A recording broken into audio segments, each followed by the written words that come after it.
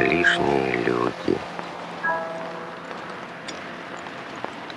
лишние слова, необходимость отвечать на глупые вопросы. Все это, доктор, утомило меня до болезни.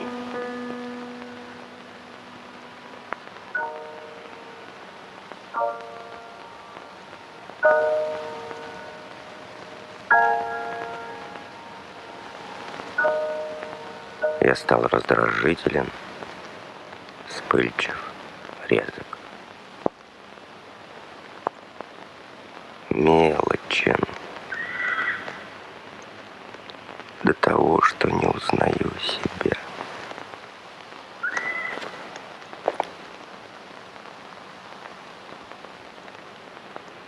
А целым днем у меня голова болит.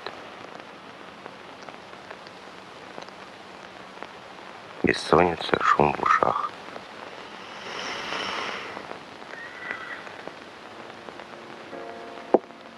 Одеваться положительно некуда. Положительно.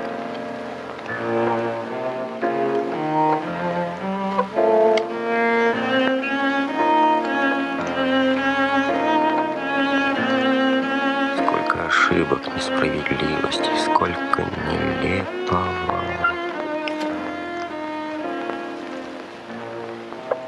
Ну не смешно ли, не обидно ли? Еще 2 лет нету, как был здоров и силен. Был бодр, неутомим, горяч. Работал этими самыми руками. Говорил так, что трогал до слез, даже не верил. Умел плакать, когда видел горе. Возмущался, когда встречал зло. Я знал, что такое вдохновение. Знал прелести, поэзию тихих ночей, когда от зари до зари сидишь за рабочим столом и тешишь свой ум мечтай. Я верил.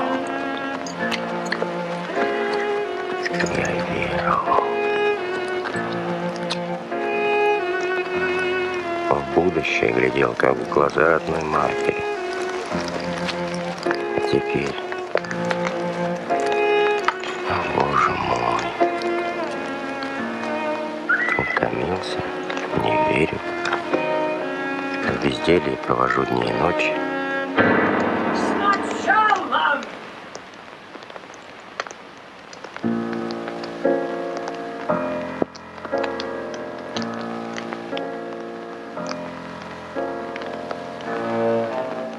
Имение идет прах. Леса трещат под топором. Земля моя глядит на меня, как сирота.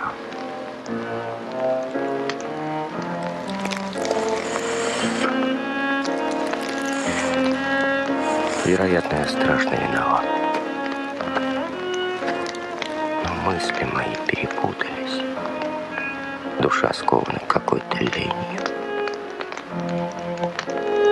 И я не в силах понимать себя. Не понимаю ни людей, ни себя. Анюта замечательная, необыкновенная женщина. Ради меня она переменила веру, бросила отца и мать, ушла от богатства. Еще раз сначала. Если бы я потребовал еще 100 жертв, она принесла бы их, не моргнув глазом. Ну, а я ничем не замечателен и ничем не жертвовал. Впрочем, это длинная история.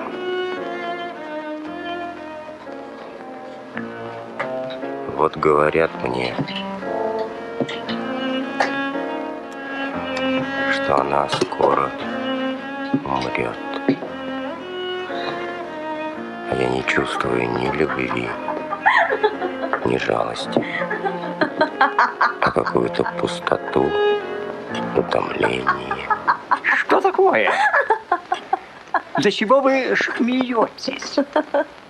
Вспомнила одну вашу фразу. Клялся в вечной любви. Как вы говорили за обедом? Вор, прощенный, лошадь, ну как это? Пророчил счастье. Жид крещенный, вор прощенный, конь леченный. Одна цена. Открывал перед ее глазами будущее, какое ей не снилось даже во сне. Даже простого каламбура не можете сказать без злости. Злой вы человек. Она поверила. Во все 5 лет я видел только, как она угасала под тяжестью своих жертв. Вот скажите мне откровенно, говорили вы когда-нибудь о ком хорошо? Это что за экзамен? Как изнемогала в борьбе с Да совестью. живем мы с вами под одной крышей уже 5 лет. Но видит А Бог, я ни разу не слыхала, чтобы вы отзывались о людях спокойно, без желчи, без смеха. ни косого взгляда, Что вам люди сделали худого? И неужели вы думаете, ни слова что вы упрека. лучше всех? Вовсе я так не думаю. И что же? Я разлюбил ее. Я такой же мерзавец и свинья в ермолке, как и все. Как? А ведь он старый башмак. Почему? Что я? За что? Был богат, свободен, немного счастлив. Не понимаю. А теперь нахлебник, приживалка, обезличенный шут. Не понимаю.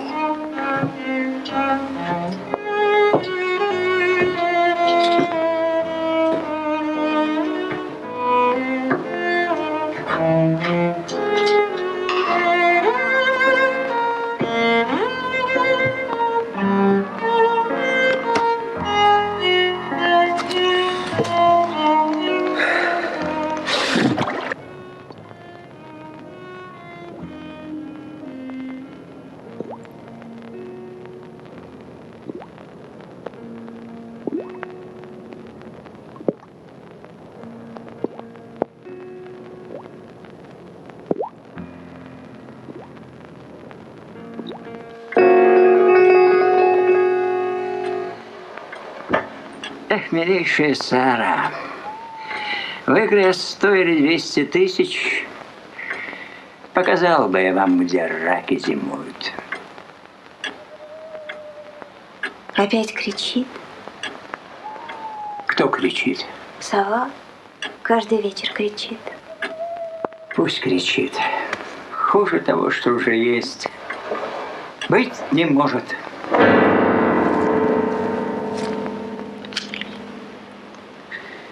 Миша, Бог знает что. Как вы меня напугали. Ну, виноват. Не буду больше, не буду. Фу, жарко. Верите ли, душа моя, в какие-нибудь 3 часа 17 верст отмахал. Замучился. Вот послушайте, как у меня сердце бьется. Ту-ту-ту. А? Ту-ту. Ту-ту. Ты знаешь, что у меня порог сердца? Каждую минуту могу скоропостижно умереть. Послушайте, вам будет жаль, если я вдруг умру? Хорошо, после я читаю. Фух. Это серьезно. Давай. Будет жаль, если я вдруг умру? Доктора – те же адвокаты. Николай Алексеевич, вам будет жаль, если я умру? С той только разницей, что адвокаты только грабят. А доктора и грабят, и убивают.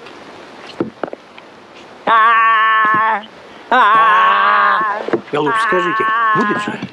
Мне жаль, что от вас водкой пахнет. Я не говорю о присутствии. Это Миша противно.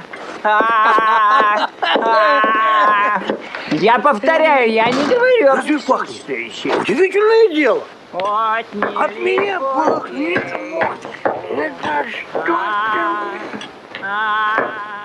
Впрочем, здесь нет ничего удивительного. В Плесниках я встретил следователя. Котенок плачет. Мы, признаться, с ним рюмок по 8 стукнули. В сущности говоря, пить очень вредно. Ведь вредно, а?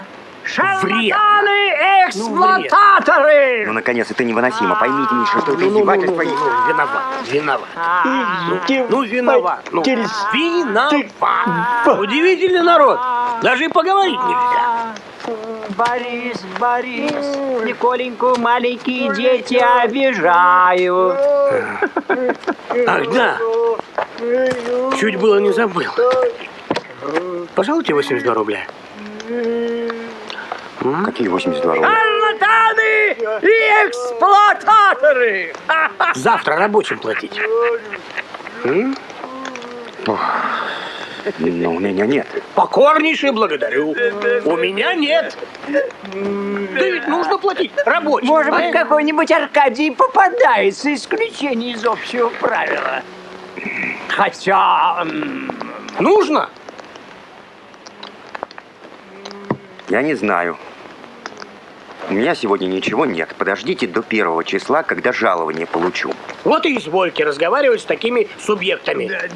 Да. Рабочие придут за деньгами не 1 числа, а завтра утром. Ну, режьте меня, ну! Пилите! Ну, что же мне теперь делать? И что за отвратительная манера приставать ко мне именно тогда, когда я читаю, пишу или... Или... Я вас спрашиваю, рабочим нужно платить или нет? Это что с вами говорить? Помещики тоже, черт подери.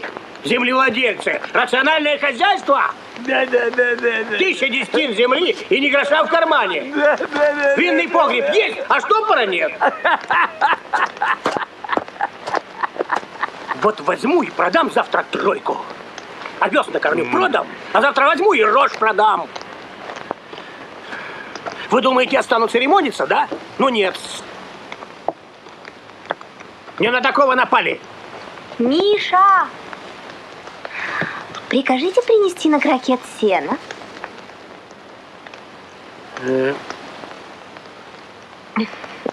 Я хочу кувыркаться.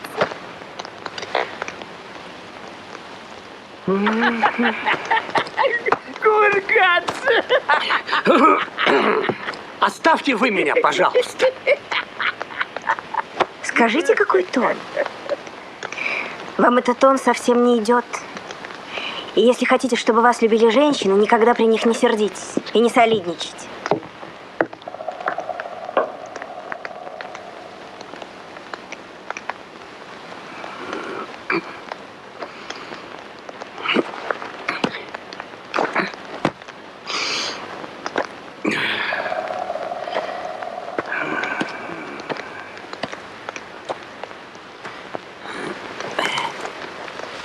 Не забывайте еще, что через 2 дня нужно проценты платить Лебедеву. Я помню.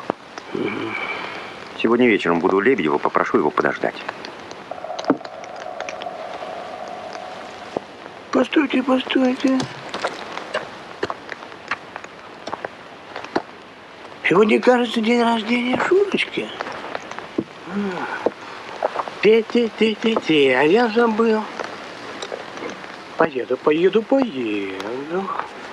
Выкупаюсь, пожую бумаги, приму 3 капли нашатырного спирта. И хоть сначала начинай. А вы когда приедете? Сейчас. Николай Алексеевич, голубчик, мамуся моя, ангел души моей, вы все нервничаете, ей-богу, постоянно в берлих люди. А ведь мы, ей-богу, вместе, черт знает, каких делов могли бы наделать. Для вас я на все готов. Хотите, я для вас на маркуше бабахиной сидю? Половина приданого ваша. То есть не половина, а все, берите все. Николай Алексеевич. Что скажете, доктор? То же, что и утром говорил. Ей немедленно нужно в Крым ехать. В Крым! А чего, Миша, мы с тобой не лечим, а? Это так просто, а? Николай Алексеевич, хороший вы человек. Умный. Но в вас не хватает этой жилки, этого, понимаете ли, маха. Вздор и вздор! Николай! Понимаете? А давайте будем все на сене кувыркаться.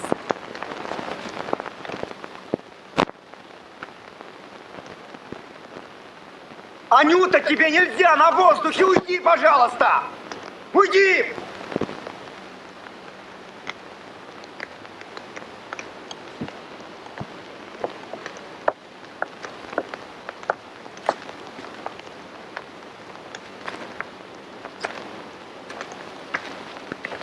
Николай Алексеевич.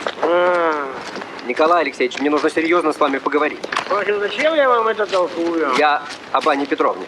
Разве вы поймете? Она не соглашается в Крым ехать, но с вами она поехала бы. Посмотрите на него, на что он Николай похож. Алексеевич. Меланхолия, сплин, тоска, хандра, грусть. Как просто. Стало перхоть или кашлять от скуки какая-нибудь мадам Анго или Офелия. Бери сейчас бумагу, прописывай по правилам науки. Сначала молодой доктор, потом поездка в Крым. В Крыму татарина! Да не зуди ты туда.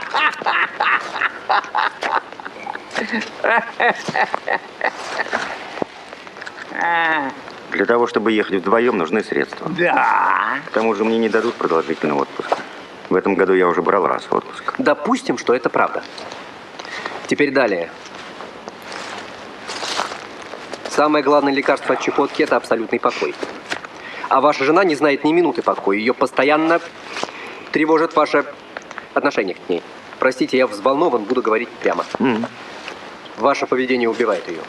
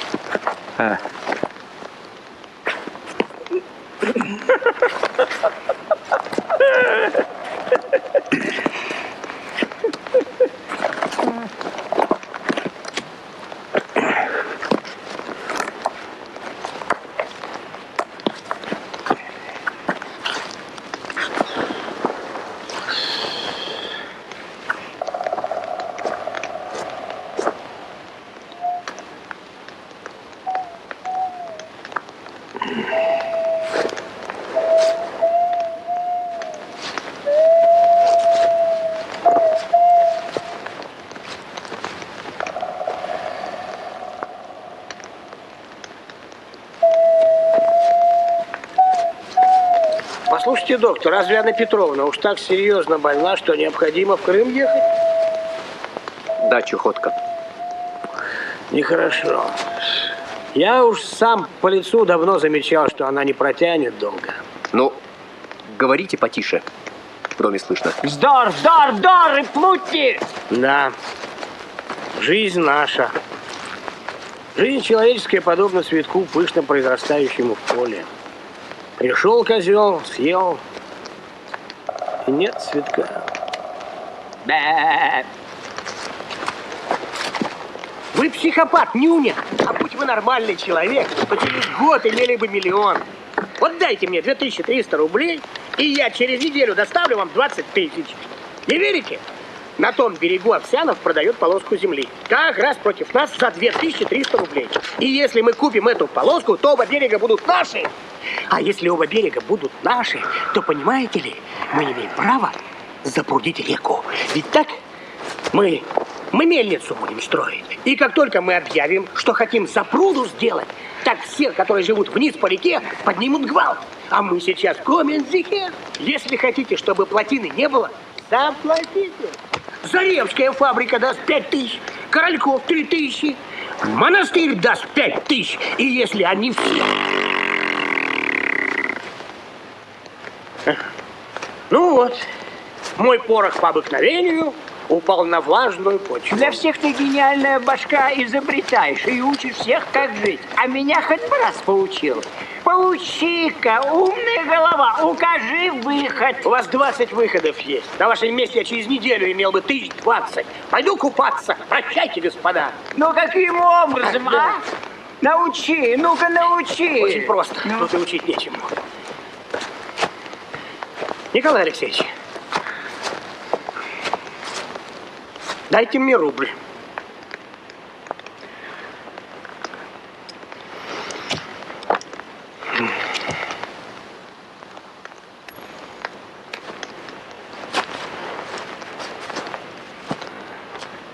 Мерси.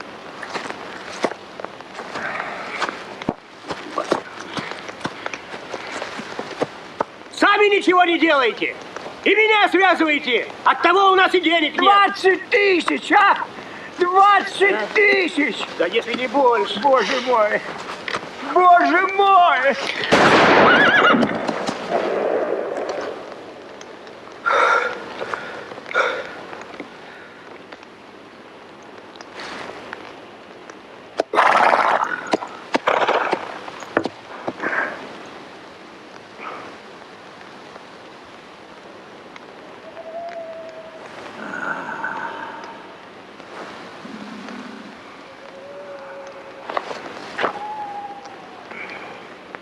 Да. 20 тысяч. Научи, научи. Очень просто, тут и учить нечему. У вас еще много козырей на руках. Ну какие же, какие? У вас на руках еще козырный туз, ваш графский титул. За вас любая девица пойдет с приданным. Хотите, посмотреть за вас Марфушу? Кто такая Марфуша? Марфуша. Ах, это та, Балабахина. Ну, Балабахина. эй, привет, это же Марфуша. Николай Алексеевич, мне... Вы, милый доктор, молоды и бодры. А мне уже 35. Я имею право вам советовать. Не женитесь вы ни на еврейках, ни на психопатках, ни на синих чулках. А выбирайте себе что-нибудь заурядное, серенькое, без ярких красок, без лишних звуков. Вообще, свою жизнь стройте по шаблону. Чем серее и монотоннее фон, тем лучше. Голубчик, не воюйте вы в одиночку с тысячами. Не сражайтесь с мельницами. Не бейтесь лбом о стены.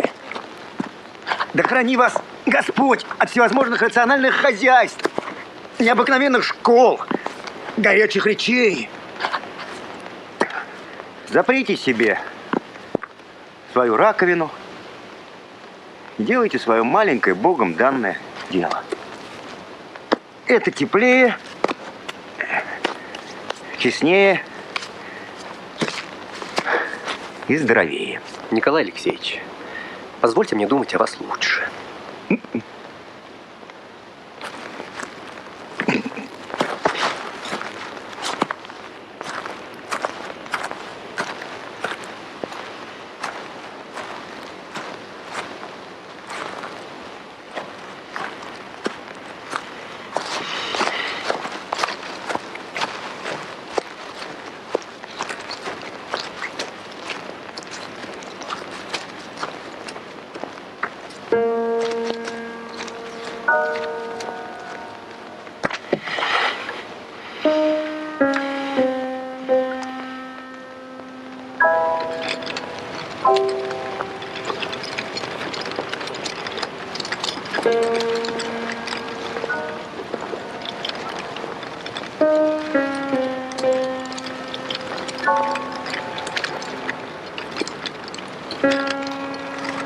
Николай Алексеевич! Николай Алексеевич! Николай Алексеевич, я, простите, буду говорить с вами прямо, без обиняков. В вашем голосе, в вашей интонации, не говоря уже словах, столько бездушного эгоизма, столько холодного бессердечия. Близкий вам человек погибает от того, что он вам близок. Дни его сочтены, а вы можете не любить, ходить, давать советы, рисоваться. Не могу я вам высказать, нет у меня дара слова,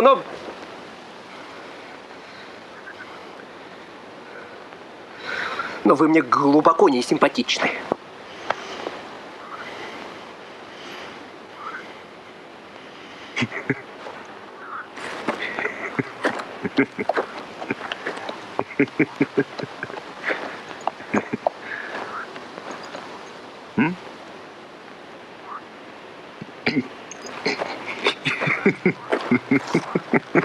Николай Алексеевич. Николай Алексеевич.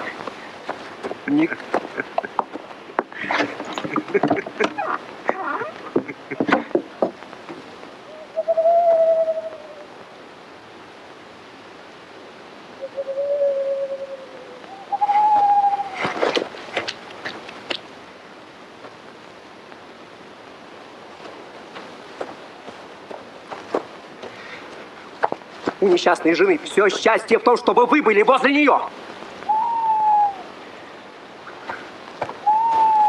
Она дышит вами. Умоляет провести с нею хоть один вечер, а он не может.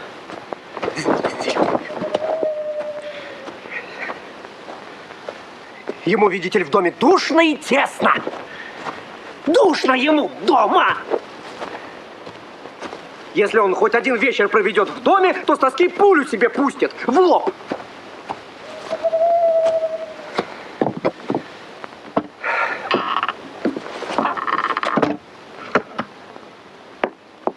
О, кажется, лошадей подали. Пойду одеваться.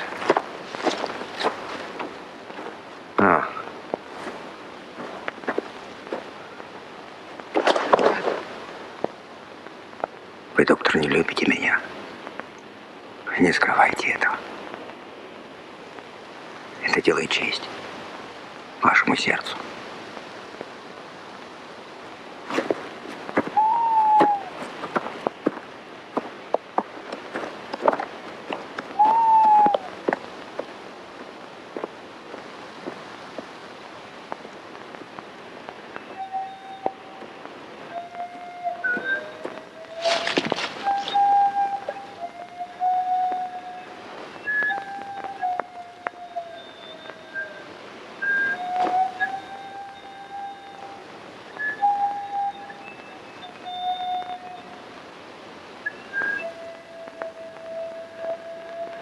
Проклятый характер. Опять упустил случай и не поговорил с ним как следует. Не могу говорить с ним хладнокровно.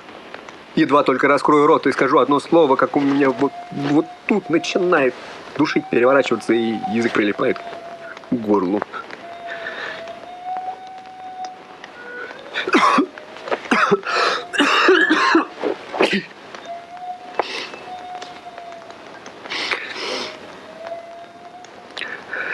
Ненавижу этого Тартюфа.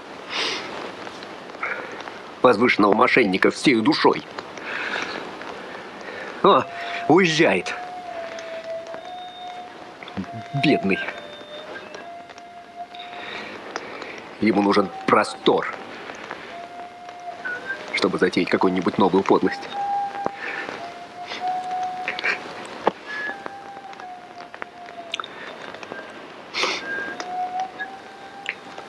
Знаю я, зачем ты ездишь каждый вечер к этим Лебедевым.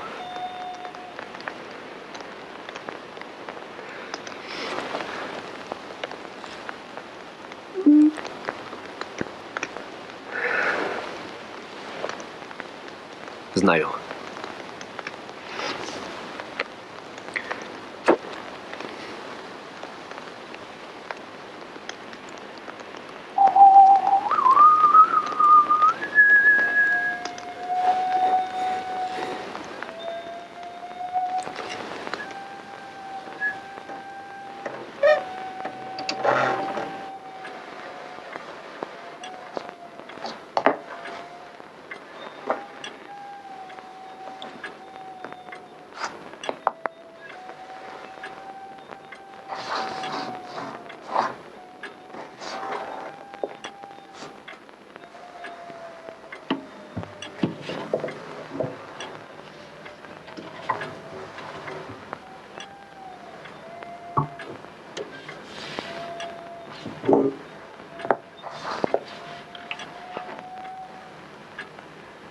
Николай, а давайте будем все на сене кувыркаться.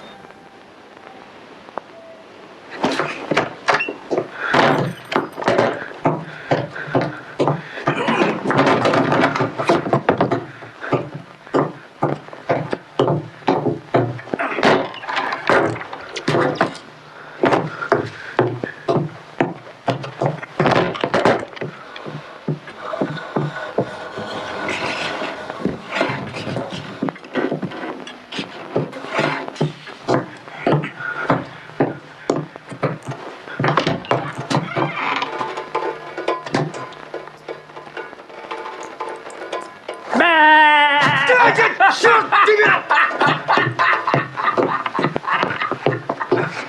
Черт меня возьми! Нигде приюта нет! Не, серьезно, хотите на Марфуше женюсь? Приданое пополам.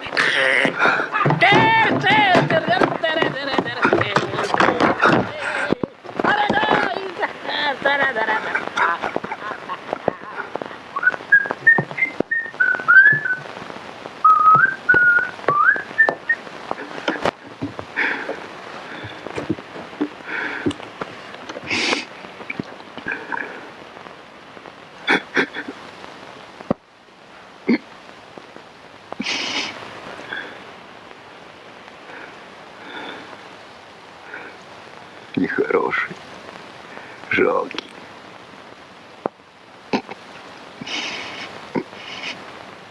Ничтожный я человек.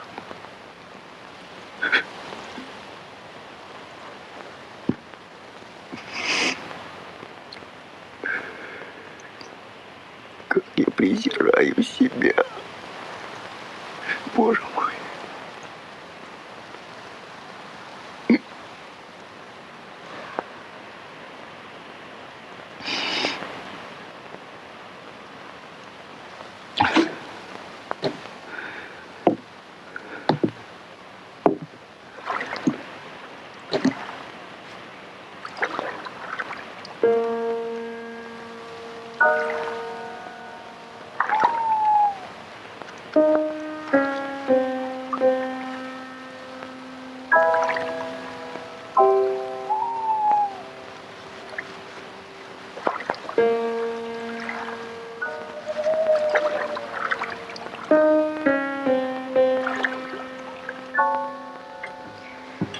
А что бы вы сделали, если бы выиграли 100 тысяч? Прежде всего я поехал бы в Москву. Цыган послушать. Потом махнул бы в Париж. нанял бы там квартиру, ходил бы в посольскую церковь. А еще что?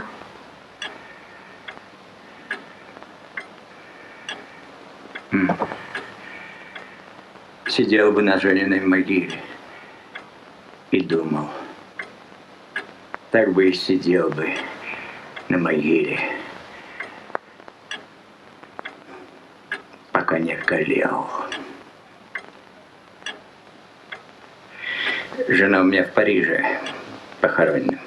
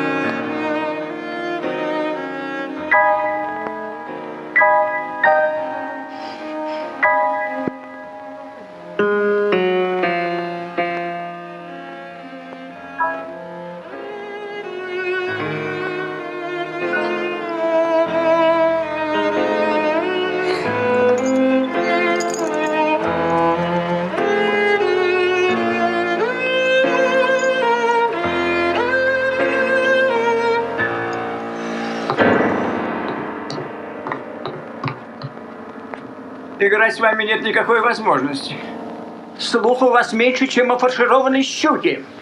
Душа возмутительная, Николя. Это невозможно, это бесчеловечно. Сам уезжаешь. Каждый вечер мы остаемся одни.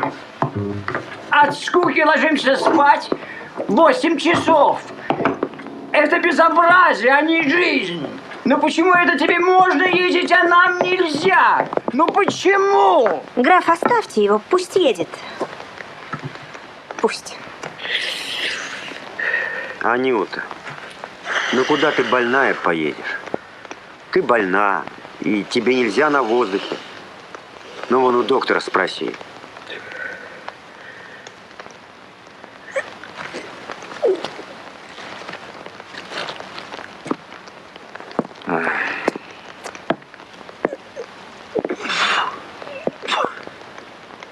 Ты же не дитя, Анюта.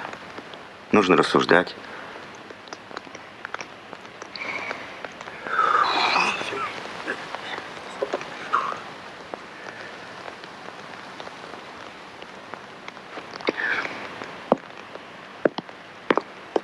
А тебе зачем туда ехать? Да хоть к черту в пекло, хоть крокодилу в зубы, только чтоб не здесь оставаться. Я отупел от скуки. Я надоел всем. Ты оставляешь меня дома, чтобы ей не было одной скучно, а я ее загрыз, заел. Николя, голубчик, я прошу тебя, возьми меня с собой. Я погляжу там мошенников и дураков, и, может быть, развлекусь. Я ведь с самой Пасхи нигде не был. Граф, оставьте его. Оставьте. Пусть едет, если ему там весело. Аня, а что это за тон? Ты же знаешь, я не за весельем туда еду. Мне нужно поговорить о векселе. Я не понимаю, почему ты оправдываешься. Ну, поезжай, кто тебя держит? Господа, не будемте есть друг друга, а? Ну, неужели это необходимо? Хорошо, поедемте. Да! Да! Мерси, Как вы мне все мерси! надоели. Да, а шляпу твою можно надеть? Только поскорей, пожалуйста. Как вы мне надоели все! Впрочем, господи, что я говорил? Аня! Аня, я говорю с тобой невозможным тоном. Никогда этого со мной раньше не было.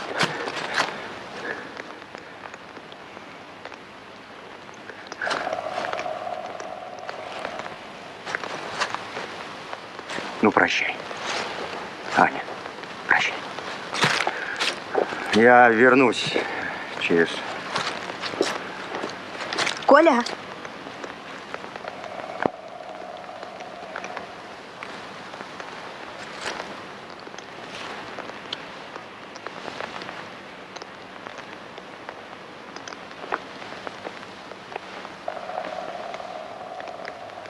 Коля.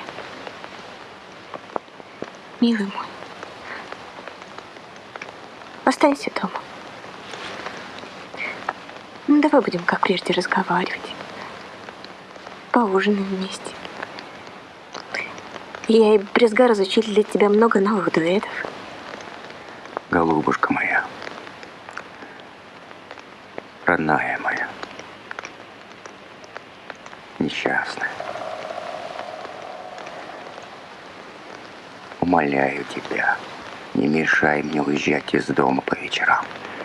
Такая тоска. Я тебя не понимаю. Это уже целый год продолжается. А чего ты изменился? Не знаю. Не знаю.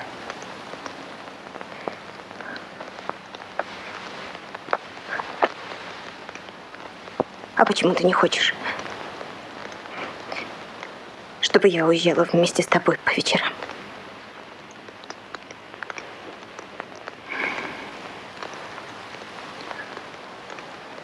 Немного жестоко это говорить.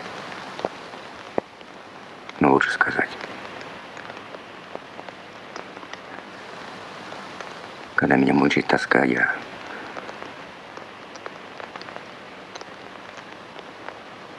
начинаю тебя не любить. И я от тебя бегу в это время.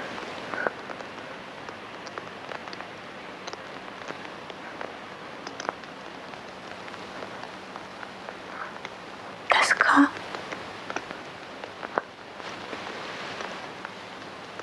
Я понимаю. Понимаю.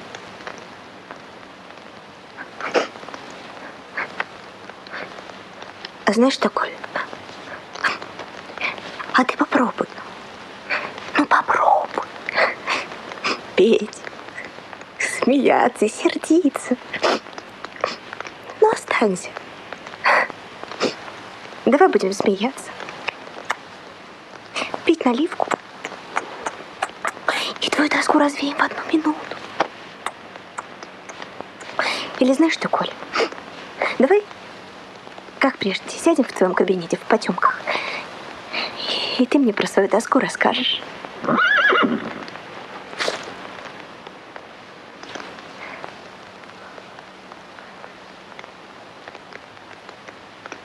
У тебя такие страдальческие глаза.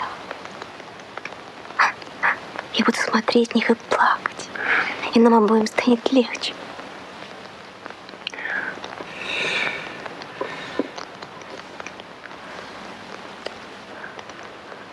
Или, Коля, как? Цветы повторяются каждую весну, а радости нет? Да?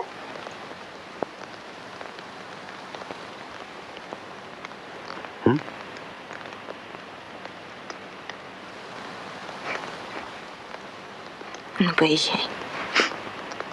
Поезжай.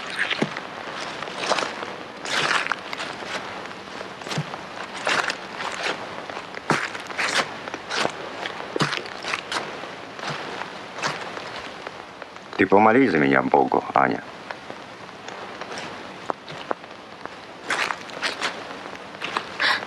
Коля! А то, может, остался бы, а?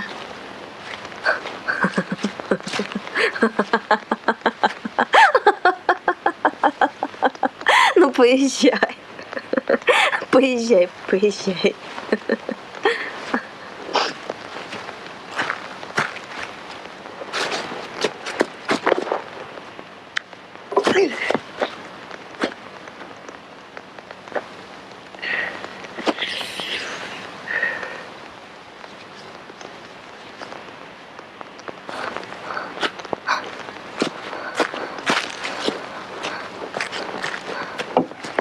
А где Николай? Что наша жизнь игра. Спокойной ночи, прелесть. Жвинайте, пожалуйста. Гевалд!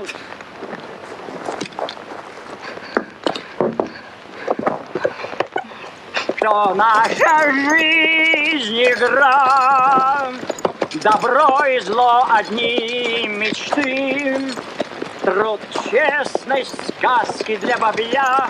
Кто прав, кто счастлив здесь, друзья. Сегодня ты, а завтра я. Так бросьте борьбу, ловите Цветы повторяются пусть неудач. каждую весну, а радости нет. Кто мне сказал? Кто мне сказал эту фразу?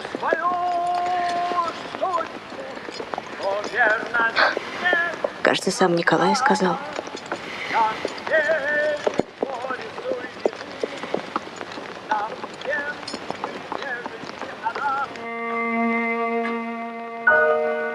Доктор, а у вас есть отец и мать? Отец умер.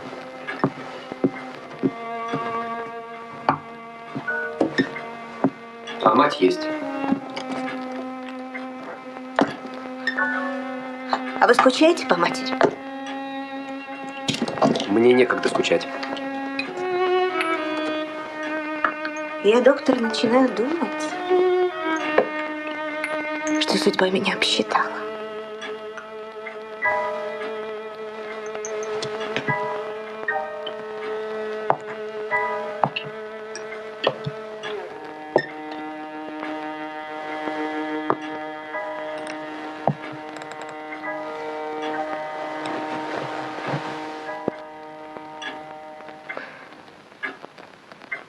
Множество людей, которые, может быть, и не лучше меня, бывают счастливы и ничего не платят за свое счастье. Я же за все платила. Решительно за все. И так дорого. За что? За что брать с меня такие ужасные проценты?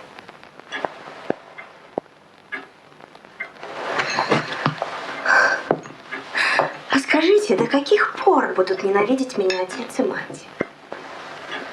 Вот они живут за 50 верст отсюда, а я день и ночь, даже во сне чувствую их ненависть. А как прикажете понимать тоску Николая?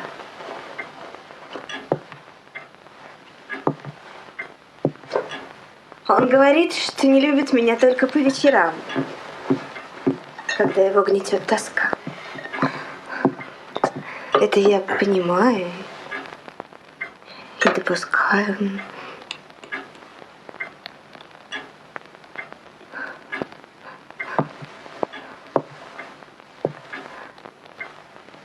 Но представьте, если он разлюбил меня совершенно.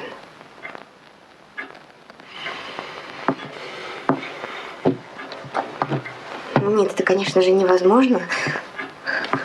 Но вдруг...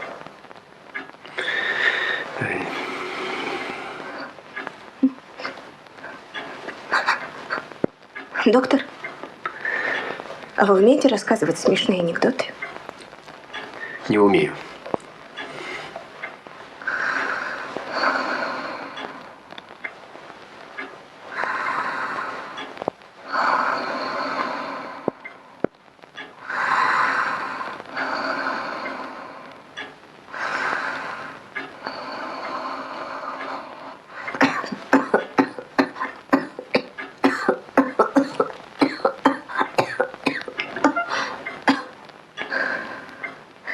Николай умеет.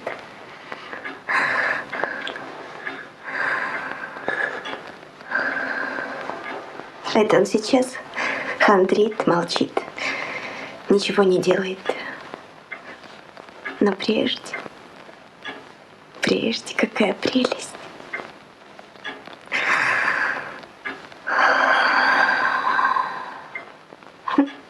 Я полюбила его с первого взгляда.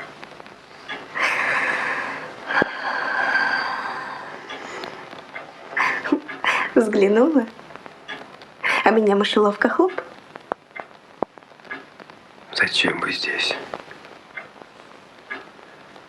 Что общего у вас с этой пустую, пошлую средой? Вот точно так же и он когда-то говорил. Точь в точь. Только у него глаза больше. И бывало, как он начнет говорить о чем-нибудь горячо, так они у него как угли.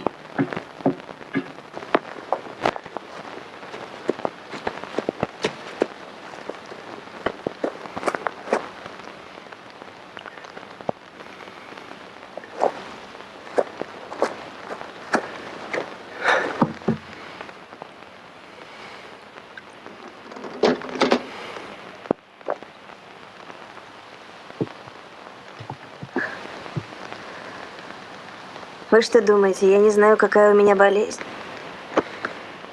Отлично знаю. Впрочем, скучно об этом говорить.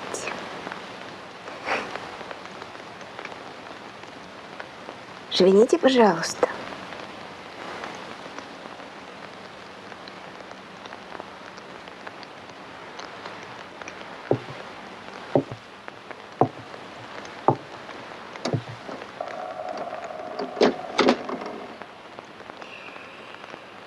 И начинаю я также удивляться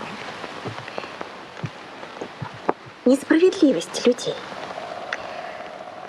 Почему на любовь не отвечают любовью, а за правду платят ложью?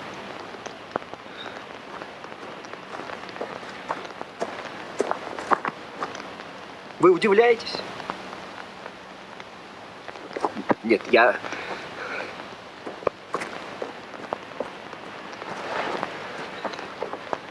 удивляюсь. Удивляюсь вам. Ну, объясните. Ну, растолкуйте мне, как это вы... Такая умная, честная, почти святая, позволили так нагло обмануть себя и затащить вас в это совиное гнездо. О, Господи, Боже мой! Этот вечно брюзжащий, заржавленный, сумасшедший граф. Этот пройдоха, мошенник из мошенников Миша. Со своей гнусной физиономией. Но объясните же мне, к чему вы здесь? Как вы сюда попали?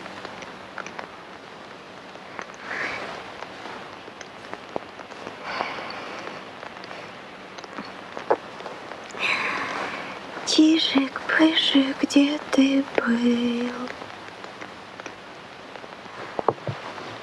Под горою водку пил,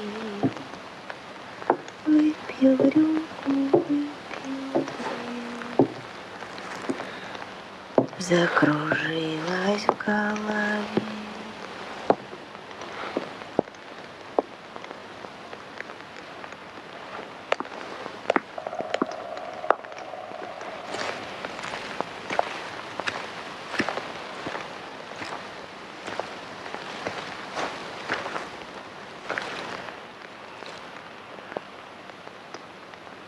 Он сказал, пойдем.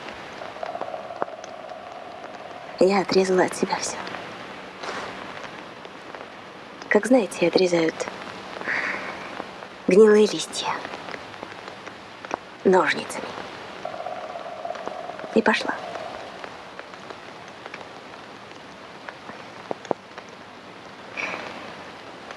Прикажите заложить лошадей. Вам нельзя ехать. Велите дать лошадей.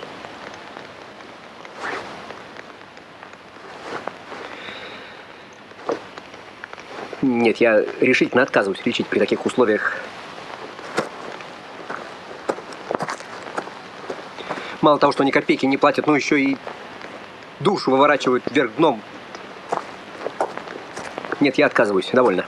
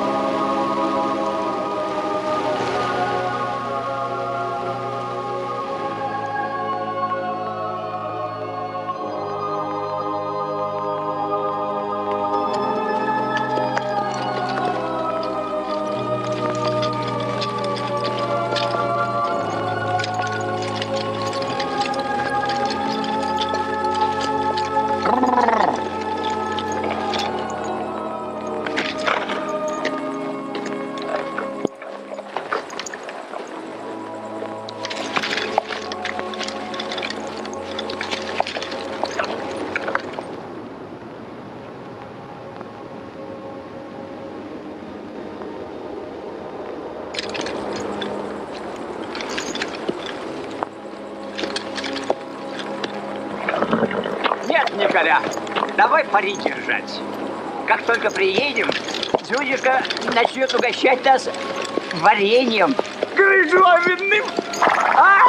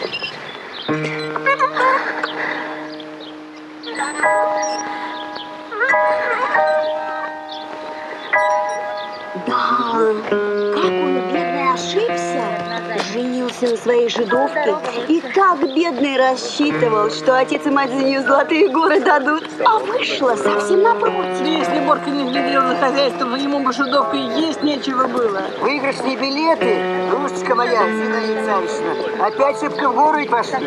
Видана ли делка? Первый заем стоит уже 270, а второй без малого 250. Никогда ж такого не было. Хорошо, у кого их много. Не скажи. Хоть они и большие, частный капитал не выйдут. Одна страховка сшивает Господа, продолжим?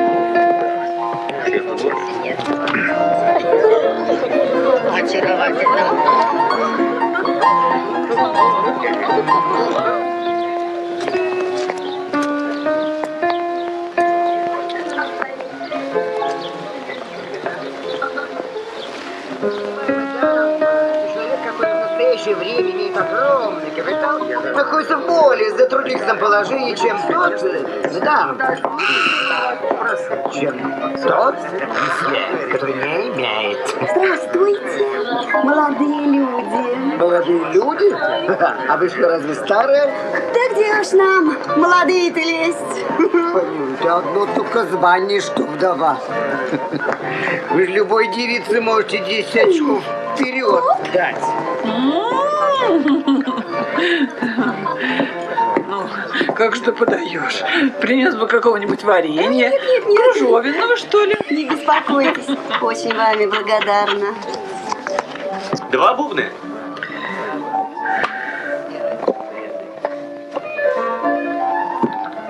Пас. Пас.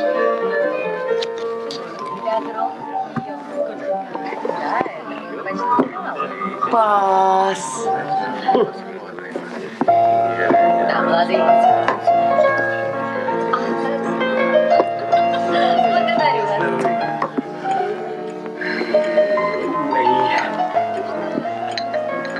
А разве можно при дамах зевать? Пардон, мадам, я нечаянно. Что уселся тут?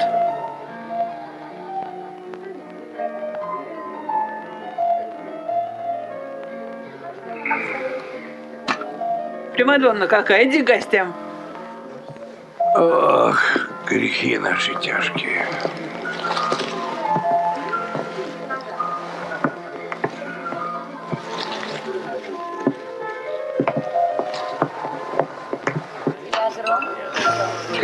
Скажите мне ради Бога, за что мы остались без взятки, а? За что мы проиграли? Черт меня дери совсем! А за то, что если ты, батюшка, не умеешь играть, так не садись. Какую ты имеешь Ой, Господи, право ходить в чужую мать? какая скука, помирить можно.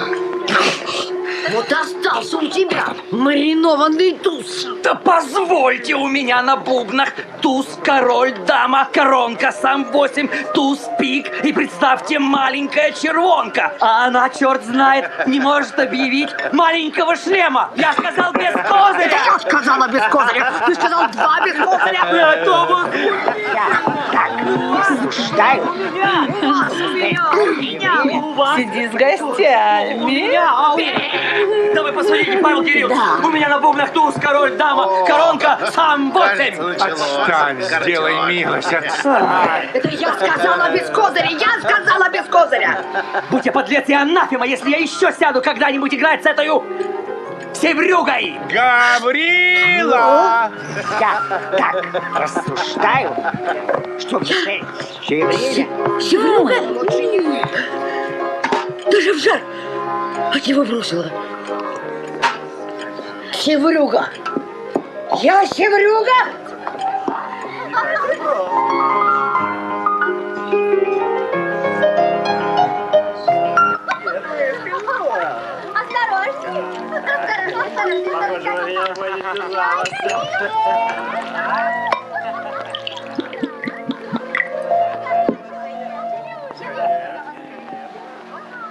Гаврила!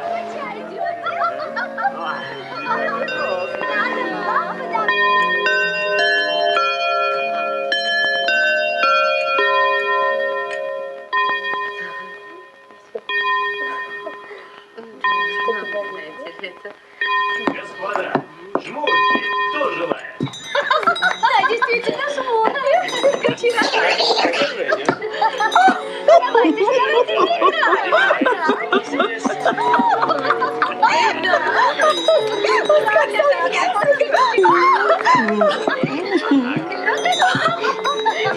Сам ты хивлюга.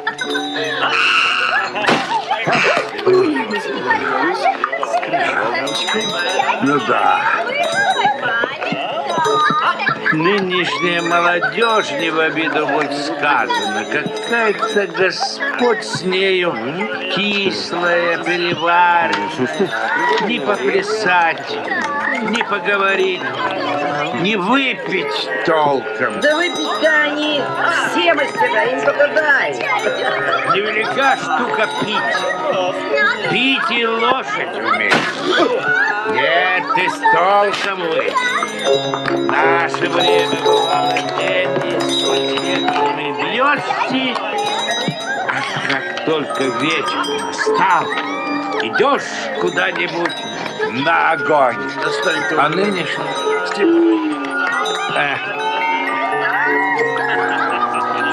по всему ездили.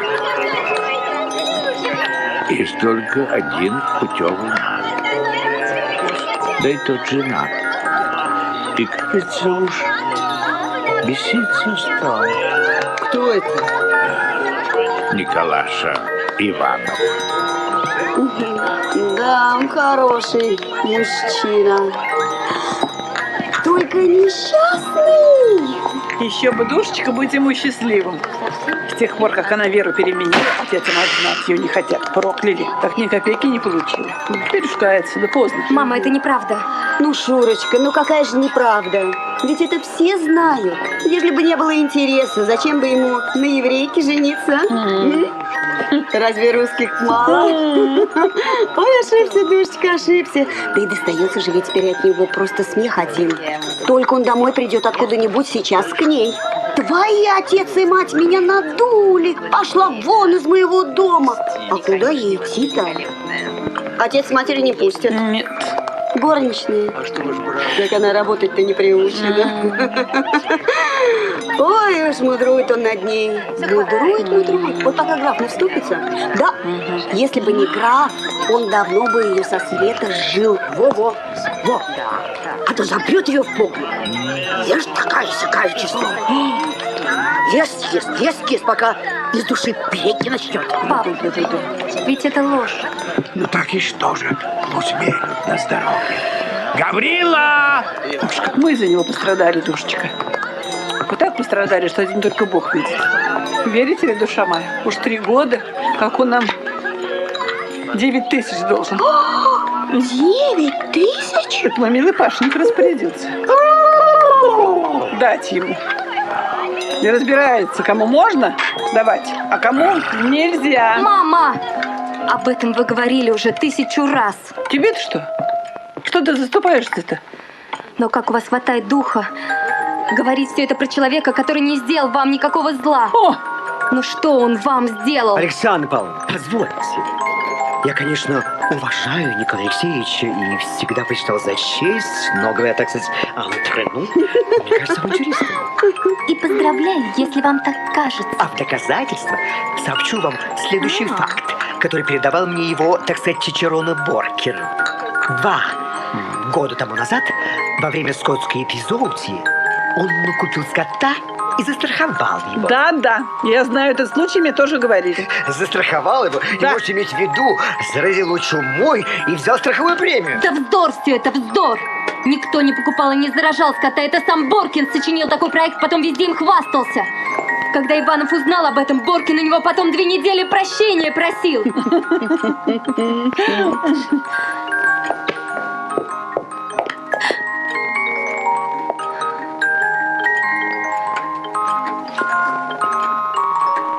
Виноват же Иванов только в том, что у него слабый характер и не хватает духа прогнать от себя этого Боркина.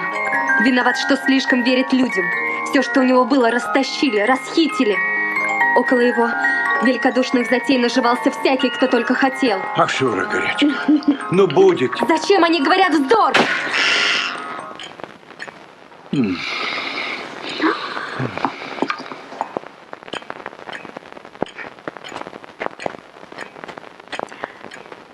Ах, господа, все это скучно скучно.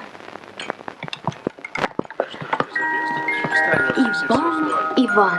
Магния подсыпал. Иванов. И больше нет других разговоров. Ничего не вижу. Удивляюсь. Положительно удивляюсь вашему терпению, господа. Господа! Неужели вам не скучно так сидеть? Ведь воздух застыл от тоски. Ну, говорите же что-нибудь. Забавляйте барышень. Шевелитесь. Но если у вас нет других сюжетов, кроме Ивана, то смейтесь.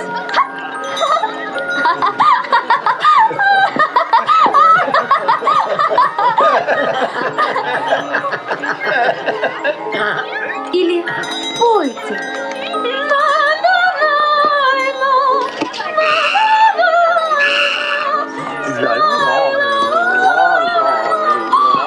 Пишите, что ли?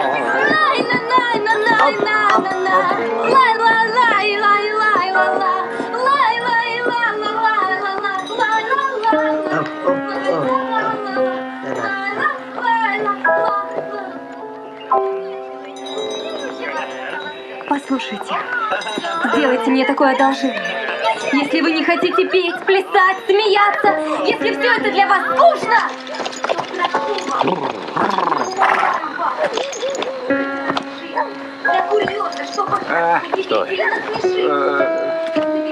Куда же ногу поставить, а? Ой, дядя. Спокойно. Вот сюда. Ага.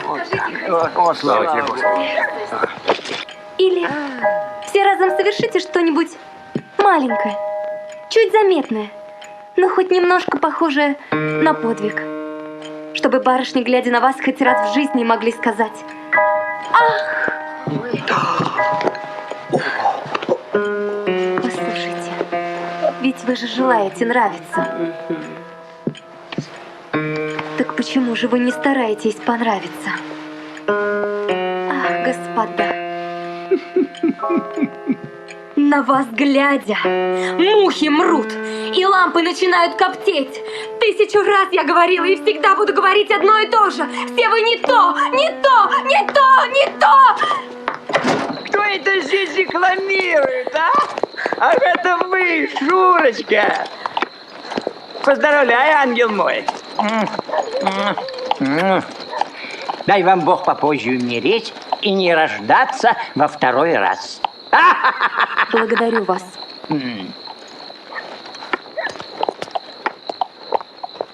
Да. Сегодня ты... Николай Алексеевич, бежимте в Америку. Завтра я. Ловите миг удачи, пусть неудачник плачет. Пусть неудачник. Мне вот до этого порога лень дойти. А вы говорите в Америку. Какой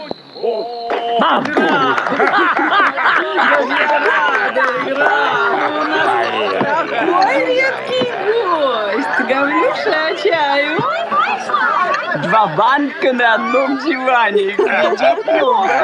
Здравствуйте, Зюзочка. Здравствуйте, помпончик. Откуда же ты взялся? Какие силы тебя принесли? Сюрприз. Накажи меня, Бог. Ай ты, разбойник, граф. Так не делают приличные люди. Ты перестал бывать у нас. Сердит, что ли? А на чем я могу к тебе ездить? Верхом на палке, а?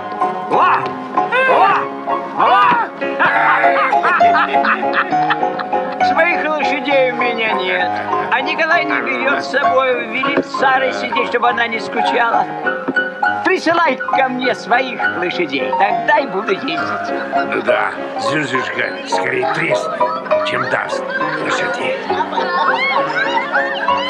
Вот, Зюзюшка, со своей судной кассой мясо и разогнала всех порядочных людей. Остались в доме одни лишь злость. Пардон, обознался. Доткины эти. Мое почтение. Доткины. Кушай чай! Как же ты подаешь? Ну, принес бы какого-нибудь варенья, кружовенную, что ли. Что не говорила тебе, Николай? Николай! Мы с ним пари дорогой держали, что как приедем, дедюша начнет угощать нас крыжовенным вареньем. Ну, ты такой же, насмешник. Николай Алексеевич. 20 бочек его наварили, куда же его девать? Николай Алексеевич. Все копите, Зюнюшка. Ну что ж, миллиончик есть, а? Да, со стороны поглядеть, только богаче нас людей нет. Откуда взяться деньгам-то? Да разговор только один. Знаем, как вы плохо в шашки играете. Да. Паша, скажи по совести, скопили миллион? Некогда. Ей-богу, не знаю. Ты у Зюзюшки спроси. У жирненького помпончика скоро будет миллиончик. Ей-богу, хорошеет и полнеет не по дням, Забыли, это было на святках. Ой, ну... Вот что значит деньжищ много. Очень вами благодарна, ваше сиятельство. А только я не люблю насмешек.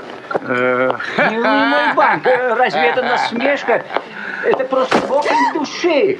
Вас и Зюзюшку я люблю бесконечно. От избытка чувств глаголят уста. Ой, граф, вы все такой же, как и были. Гаврила, потуши свечи, зачем им даром гореть, если не играют?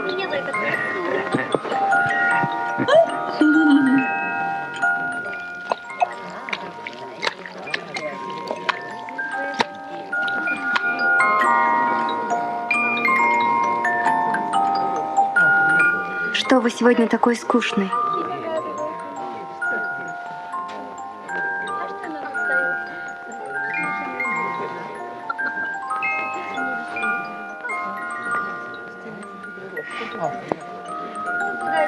Раньше я много работал, много думал, а никогда не утомлялся. Теперь же ничего не делаю, ни о чем не думаю, а устал и телом, и душой. А тут еще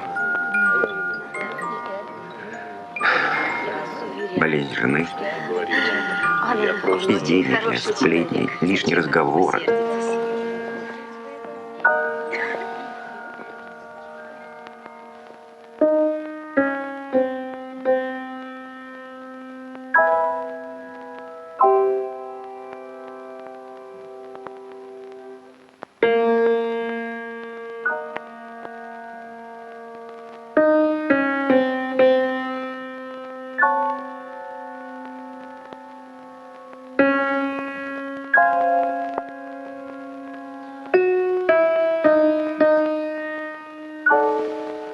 Николай Алексеевич, как здоровье вашей супруги? Плохо. Так красиво. И вам очень идет. Сегодня доктор положительно сказал, что у нее чехотка. Неужели? Так все еще Вздор, вздор и вздор. Никакой чехотки нет. Докторское шарлатанство. Фокус. Хочется эскулапу шляться. Вот и выдумал чехотку. Благо, муж не ревнив. Что касается самой Сары, то я не верю ни одному ее слову, ни одному движению. В своей жизни я никогда никому не верил. Ни докторам, ни адвокатам, ни женщинам. Вздор! Вздор! Шарлатанство и фокусы! Удивительно. Удивительный ты субъект. Ну, Матвей напустил на себя какую-то мизантропию и носится с нею, как дурак с писаной торбой. А что ж мне целоваться с мошенниками и подлецами, что ли? Где ты видишь тут Мошенников и подлецов. И подлецов где ты видишь, а? Я, конечно, не говорю о присутствующих, но... Вот тебе и но. Да все это напускное. Напускное. Хорошо, у тебя никакого мировоззрения нет. А какое мое мировоззрение? Вот сижу и каждую минуту околеванца жду. Да. О, вот мое мировоззрение. Гаврила! Да ты и так уж наговорился. Гляди, как нос насандалил.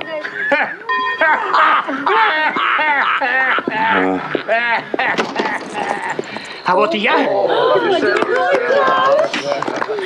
благородная сеньорина, беру на себя смелость поздравить Вселенную с рождением такого чудного цветка, как вы. Когда из своего восторга осмеливать произвести фейерверки и бенгальские огни собственного изделия, да прояснят они ночь так же, как вы просветляете потемки темного царства. Браво! Благодарю вас. Патрону? Николя, Валя, погибло. Почтеннейший. Божественный марш.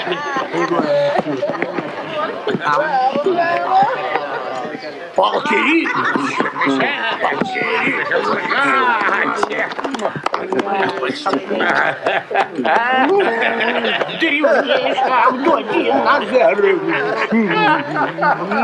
Душа общества! Вечер добрый. Душа общества! Здрасте! Едва вошел, как атмосфера стала. Николаша, чего ты не прогонишь эту Иуду? Утомился. Фу, кажется, со всеми здоровался. Ну, что новенького, господа? Нет ли чего-нибудь такого особенного в нос шибающего? Ах, послушайте, мамаша, еду сейчас к вам. Дай-ка мне, Гаврюша, чаю, только без кружовенного варенья. Еду сейчас к вам. А на реке у вас мужики с лозняка кору дерут. А чего вы лозняк на откуп не отдадите? А ведь правда. Ну. Мне и на ум не приходило. Не могу без движений. Мамаша, чтобы такое особенное выкинуть. Марфа Егоровна, я в ударе. Я экзальтирован. Ты вновь предо мною. Я вновь предо тобою. Ну, устройте что-нибудь, а то все соскучились. Вот это я понимаю. Минуты не побыл, а всех развеселил. Вы на самом деле насыпались. Давно у нас доктор Львов не был. Совсем Узкий прямолинейный лекарь. Позвольте вас на пару слов. А что вам не Алло, Дайте изобразим что-нибудь. Попугай, думаешь, в самом деле второй Добролюбов. Взгляды удивительные по своей глубине. Если мужик зажиточный и Всего на пару живет слов, по-человечески, то значит Зинаида подлец и Савишна. кулак. Я к вам с просьбой. в бархатном пиджаке. Что и вам, одеваюсь Николай не Алексеевич? Я подлец и крепостной. Дело Так честен, что всего распирает от честности. Места себе не видите ли, находит. Я даже боюсь его. Ей-ей. Того и гляди, что еще. в том, что долго. послезавтра срок моему векселю. Лица пустит. Вы Молодые люди. Все премного обязали бы меня, если бы дали отсрочку. Моя Или антипатия. позволили приписать проценты капиталу. У меня теперь Воды не попросит. совсем нет денег. Папиросы не закурит из того, чтобы показать своей необыкновенной честности. Ходит и говорит, Да как самого же на ты, лбу Николай написано. Алексеевич? Я честный человек. Что это за порядки? И вы думаете, Бога ради?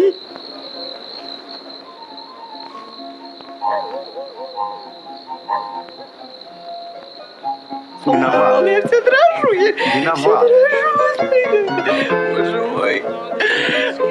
Зинаида Царевна. Виноват. Вечером ни с того ни с сего выиграв мне глубоко несимпатичный. Покорнейший благодарю. Но я противному, гадок, это естественно. Ангел души моей, карбунку моего сердца. Ведь у меня... Дайте взаймы 2300 рублей. Седые волосы, бездарная, безжалостная честность.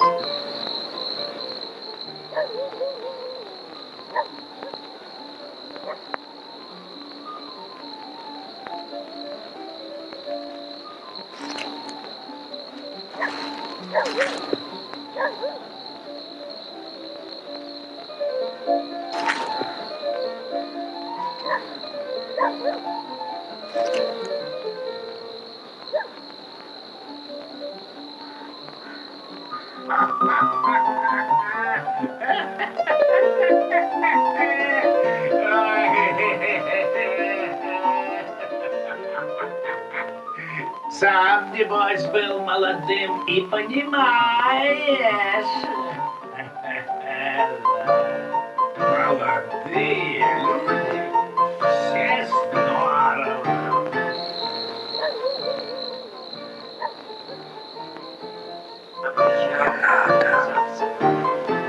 Не надо. Никогда в жизни я воров не называл в лицо ворами. И в доме повешенного не говорил о веревке. Я был воспитан. А ваш этот тупой лекарь почувствовал себя на высоте своей задачи на 7-м небе.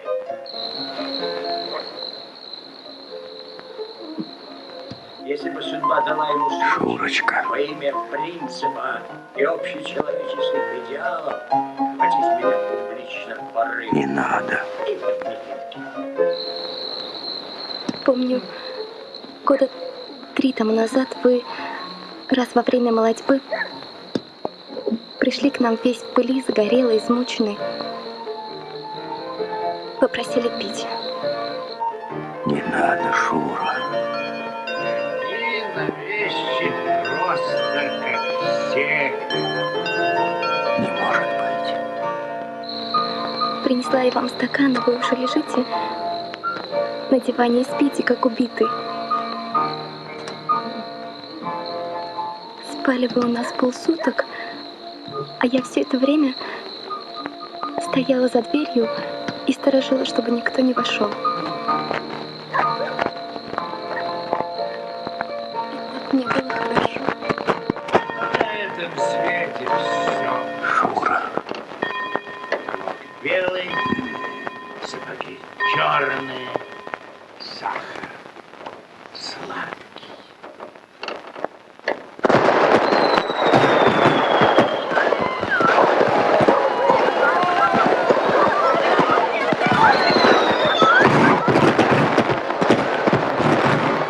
Ангел души моей, карбункул моего сердца. Дайте взаймы 2300 рублей.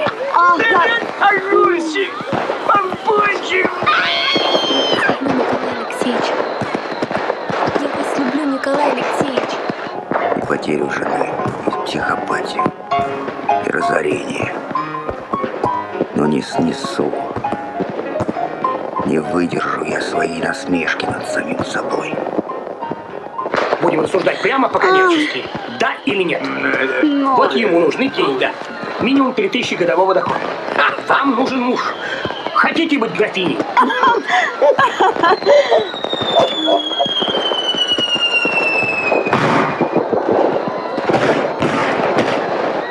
А то Цезарь, идемте.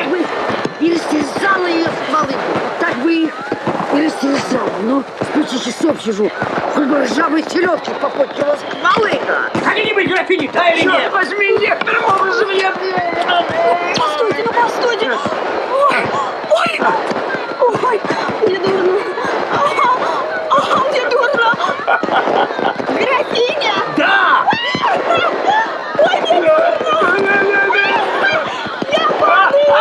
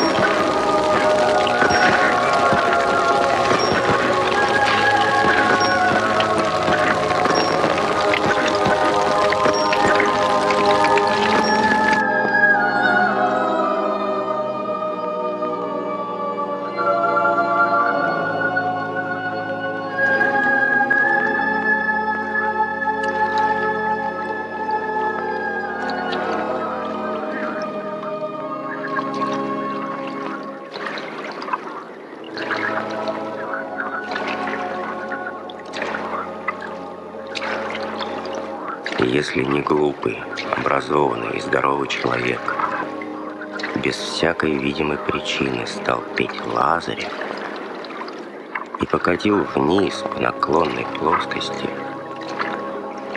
то он катит уже без удержа, и нет ему спасения. Но где мое спасение? В чем? Пить я не могу, голова болит от вина. Плохих стихов писать не умею. Молиться на свою душевную лень и видеть в ней нечто превыспренное не могу. Лень и есть лень. Слабость есть слабость. Других названий у меня нет. Погиб. Погиб. И разговоров быть не может.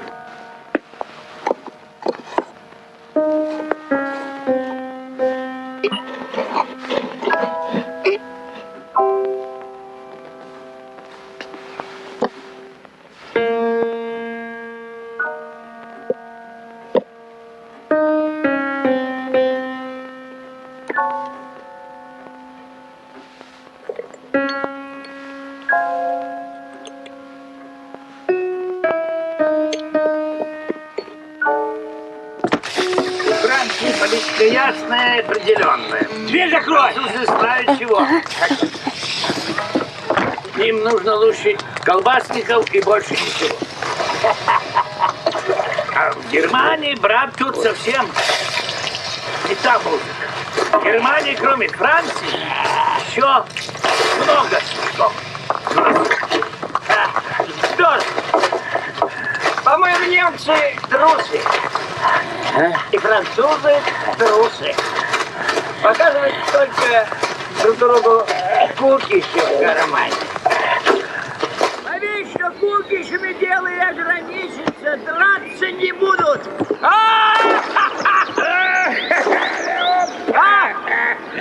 А я что бы сделал? Ой! Собрал бы со всего государства собак, прибил бы им пастеровский яд в хорошей дозе и пустил бы их в неприятельскую страну. Все враги Перебесились бы у меня через месяц.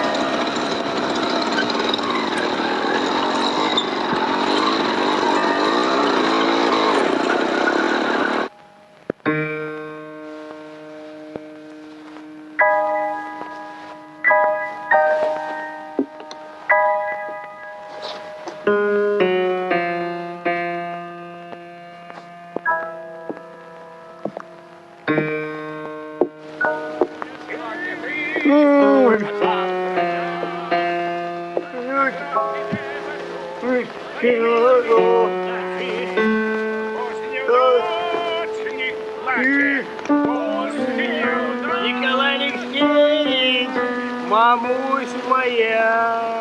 Николай! Бегу! Николай!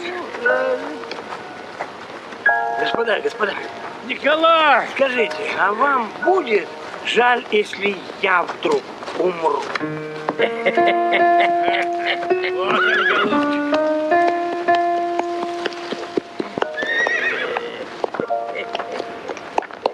Николашка! Здравствуй, дружище. Здравствуй, Да Паша. я целый Паша. час дожидаюсь. Николай Алексеевич, я вас прошу уделить мне только 5 минут. И мне тоже. Мне тоже. И мне тоже. Сегодня ты, Граф. а завтра я. Прошу. Виноват, Да Николаш. брось ты Виноват, меня, прости. парень. Мне с тобой, Ой, дружище, ты поговорить надо о весьма важном деле. Николай Алексеевич, можно с вами поговорить? Пусть неудачник плачет, хотя Вот и ему я нужен. Подождите вы после. Сегодня ты, а Пойдем, завтра Паша. я. Пойдем сюда. Пусть неудачник плачет, пусть неудачник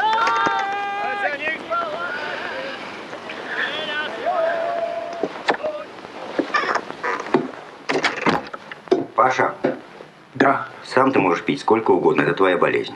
Но прошу тебя, не спаивай дядю. Раньше он у меня никогда не пил, ему вредно. Ай-яй-яй-яй. Я не знал, голубчик. Я даже внимания не обратил. Не дай бог умрет этот старый ребенок.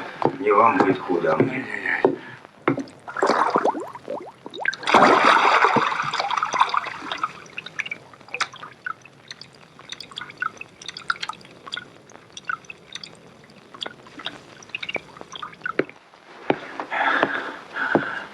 Что тебе нужно?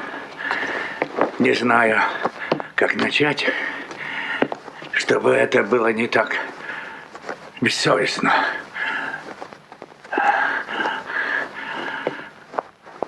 Войди, голубчик, в мое положение. Я человек подневольный, негр,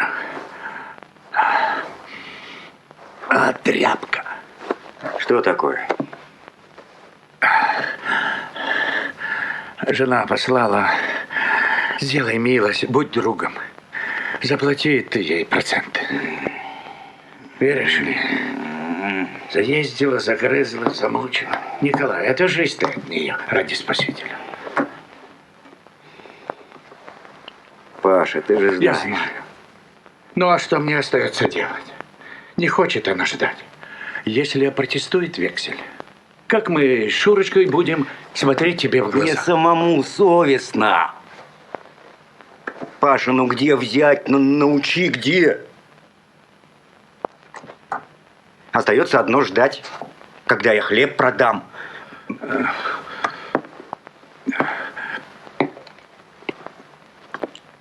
Не хочет она ждать. Так вот что, Николаш, я знаю, ты станешь брониться, но у вас старого пьяницу по-дружески. Мы же с тобой студенты, либералы, общность идей и интересов. Оба учились в Московском университете. Альма-матер.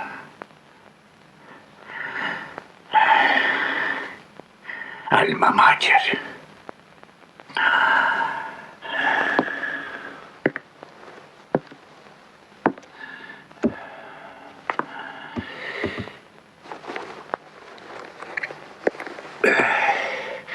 У меня тут есть заветные. Ни одна душа в доме не знает. Возьми взаймы. Я бы от тебя взял честное слово. Съездил бы сегодня к ней. Нате, Зинаида Савишна. Отовитесь. Только смотри, виду не подавай, что у меня занял. Храни тебя Бог, а то...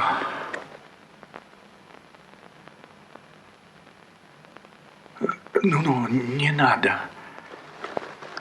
Не надо, я... Не надо. Я пошутил.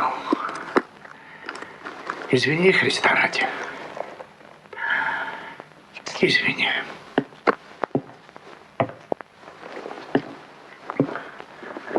Мутит на душе.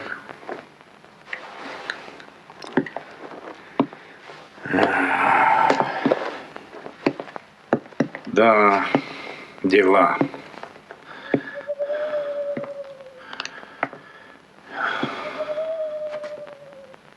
Несчастье закаляет душу. Мне тебя не жалко, Николаш. Ты все равно выскочишь из беды. Досадно мне на людей. Скажи на милость, откуда берутся эти сплетни? И убийца, и кровопийца, и грабитель, и изменник. Того, гляди, приедет к тебе, товарищ прокурор. Все это пустяки. У меня голова болит. Да ты, Николаша, начихай на все и приезжай к нам. Паша, голубчик, оставь меня одного. Понимаю, понимаю. И понимаю. Прощай. Мне еще на освещение школы ехать. Паша.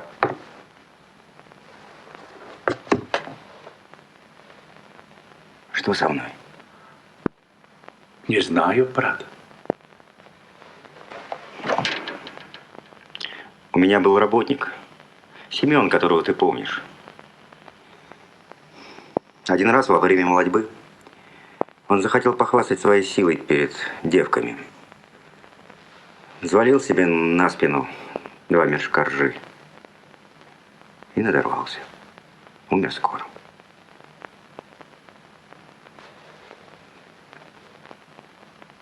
Мне кажется, что я тоже надорвался. Гимназия, университет, потом хозяйство, школы, проекты. Веровал я не так, как все. Женился не так, как все. Горячился, рисковал. Деньги свои, сам знаешь, бросал направо и налево. Я был счастлив и страдал, как никто во всем уезде.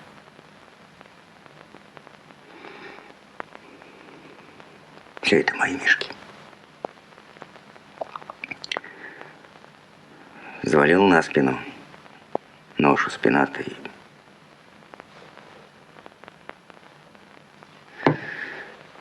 Быть может, это все не то.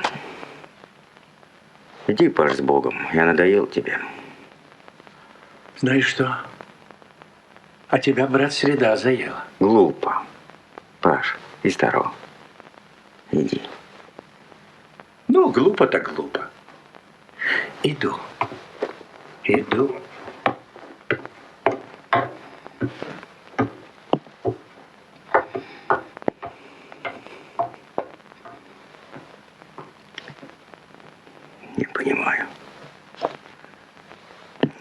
понимаю.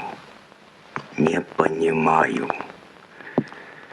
Просто хоть пулю в лоб.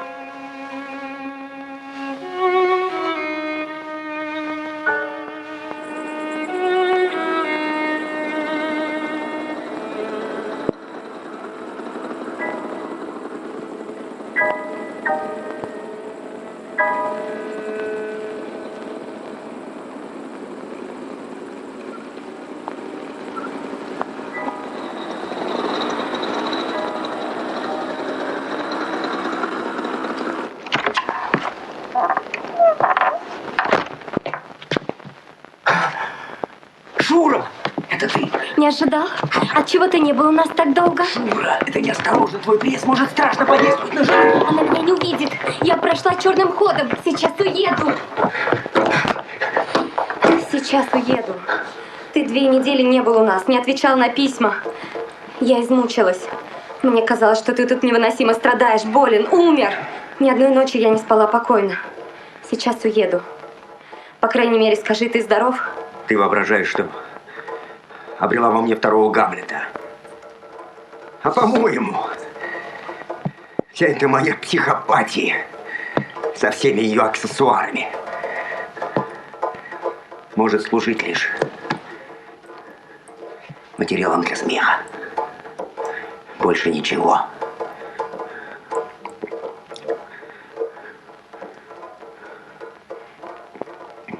Надо бы хохотать надо мною до упаду, над моим кривлянием. А ты караул, спасать, совершать подвиги. Как я зол на себя сегодня!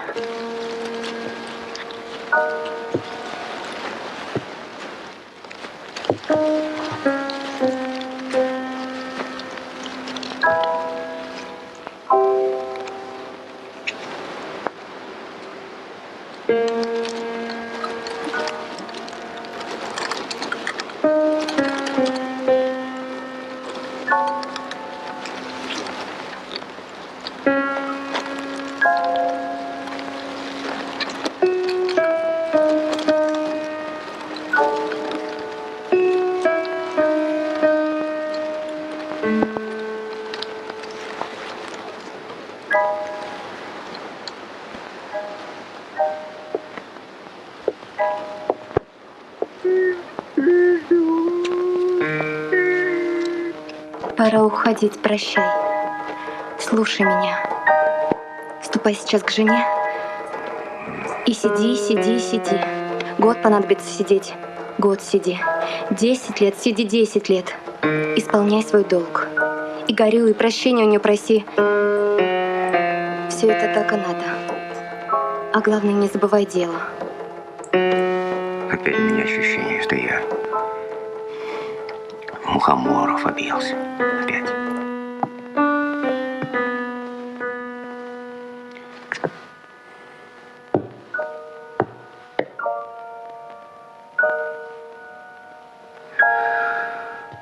Теперь уж, надеюсь, мы отлично понимаем друг друга. Мне нужно с вами объясниться, Николай Алексеевич. Если мы, доктор, будем с вами каждый день объясняться... Вам угодно меня выслушать? Выслушиваю я вас каждый день. И до сих пор не могу понять, что, собственно, вам угодно. Говорю я ясно и определенно. И не понять меня может только тот, у кого нет сердца. То, что у меня жена при смерти, я знаю. То, что я непоправимо виноват перед ней, я тоже знаю. То, что вы честный, прямой человек, тоже знаю. Что же вам еще нужно? Меня возмущает человеческая жестокость. Умирает женщина. У нее есть отец и мать, которых она любит, хотела бы видеть перед смертью. Те знают отлично, что она скоро умрет, но они точно хотят удивить Иегову своим религиозным закалом. Вы, человек, которому она пожертвовала всем, вы откровеннейшим образом и с самыми откровенными целями каждый день катаетесь к этим лебедям. Да я там уже 2 недели не был. С такими людьми, как вы, нужно разговаривать прямо, без обиняков. Вам нужна эта смерть для новых подвигов. Пусть так, но неужели вы не могли бы подождать? Если бы вы дали ей умереть естественным порядком, не долбили бы ее своим откровенным цинизмом, то неужели бы отца ушла Лебедева со своим приданным? К чему же вы торопитесь? Почему вам нужно, чтобы ваша жена умерла теперь, а не через месяц, через год? Доктор! Вы слишком плохой врач, если предполагаете, что человек может сдерживать себя до бесконечности. Мне страшных усилий стоит не отвечать вам на ваши оскорбления. Полноте, кого вы хотите одурачить? Сбросьте маску.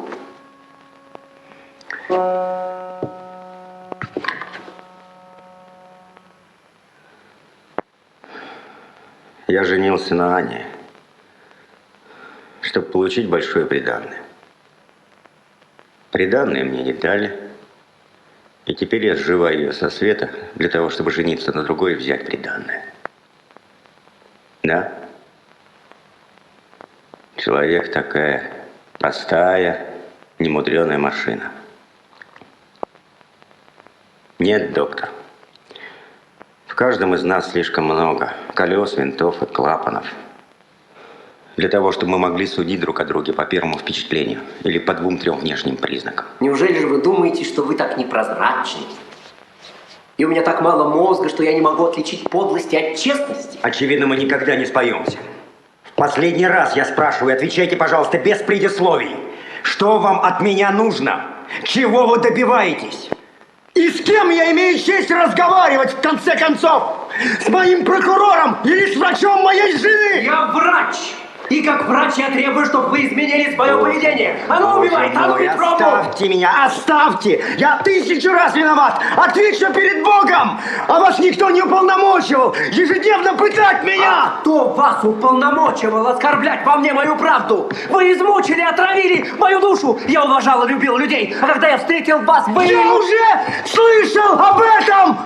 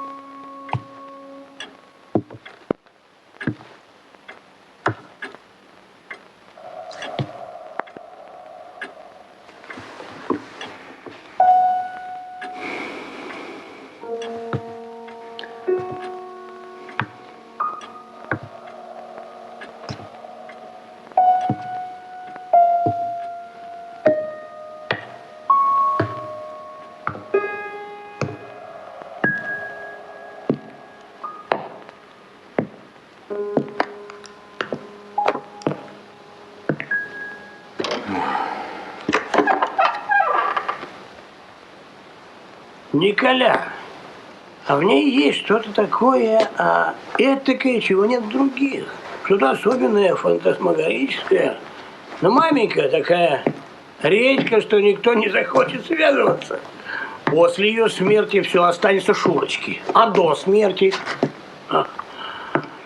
даст 1000, плойку и утюг, 1000 велит в ножки поклониться.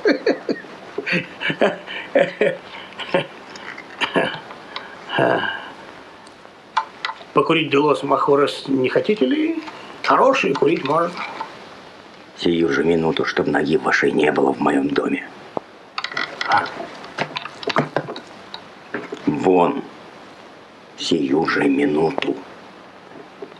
Николя, что значит? За что вы сердитесь? За что? А откуда у вас сигары? Думаете, я не знаю, куда и зачем вы каждый вечер возите старика? Да вам что за надобность? Я прошу покинуть сию же минуту мой дом!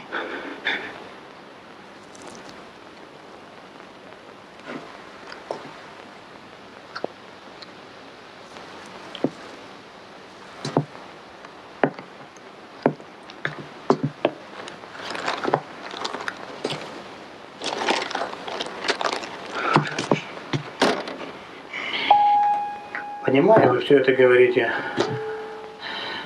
в раздражении, а потому не сержусь на вас. Оскорбляйте сколько хотите. А меланхолию пора бросить. Вы не гимназист.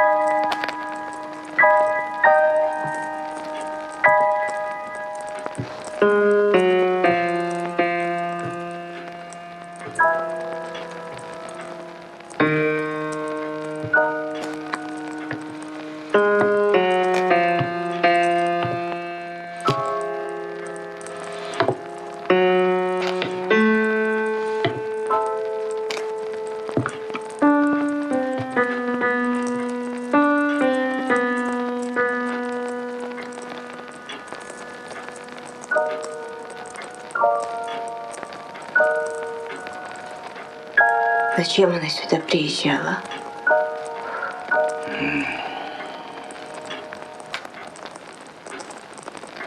Я тебя спрошу.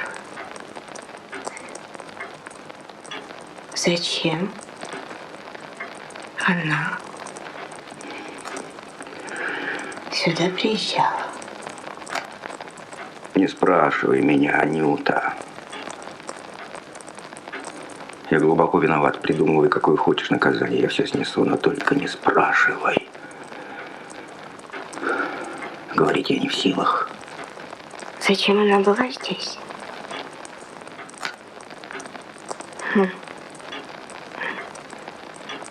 Так вот ты какой.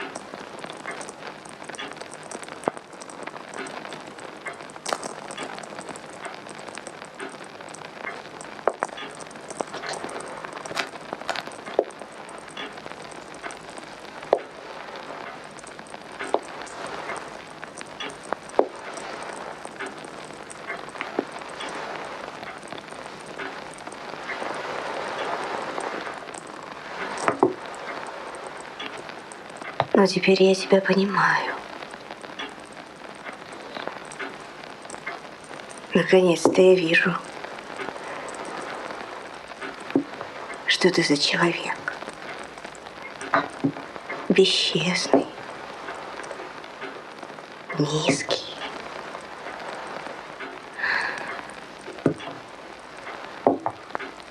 А помнишь, ты пришел и солгал, что ты меня любишь. Я поверила. Оставила отца, мать.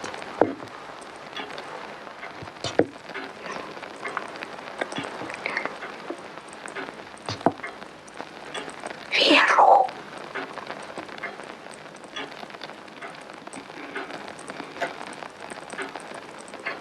И пошла за тобой.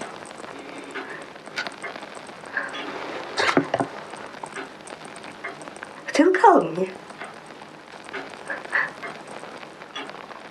О правде, о добре, о своих честных планах. Анюта, Верила я каждому никогда не обманывал тебя. Жила с тобой 5 лет. Томилась.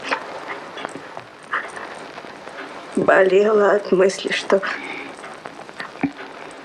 предала свою веру. Но любила тебя. Не оставляла ни на минуту. Ты был моим кумиром. И что же? Все это время ты обманывал. Анюта, не говори неправды. Самым наглым образом. Не говори неправды. Я ошибался, да. Но я не солгал ни разу в жизни. В этом ты не смеешь попрекнуть меня. Но теперь мне все понятно. Женился ты на мне. И думал, что отец и мать простят меня и дадут мне денег. Ты же это думал. Боже мой, Анюта. А когда понял... Анюта, испытывать так терпение. Когда понял, что денег нет, повел новую игру. Но теперь я все помню и все понимаю. Господи, ты никогда не любил меня. Сара. И не был мне верен Сара, никогда. это ложь.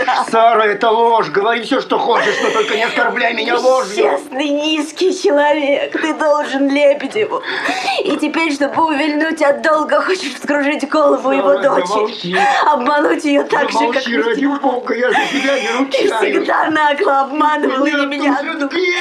Все бесчестные поступки ты приписывал Боркину. Сара, Но замолчи. теперь-то я знаю, чьи А они. то у меня с языка Я сорвется знаю, чьи слово. они, не собачьи. Ужасная. Замолчи. Слишком долго ты обманывал меня, чтобы я могла молчать. Жидовка!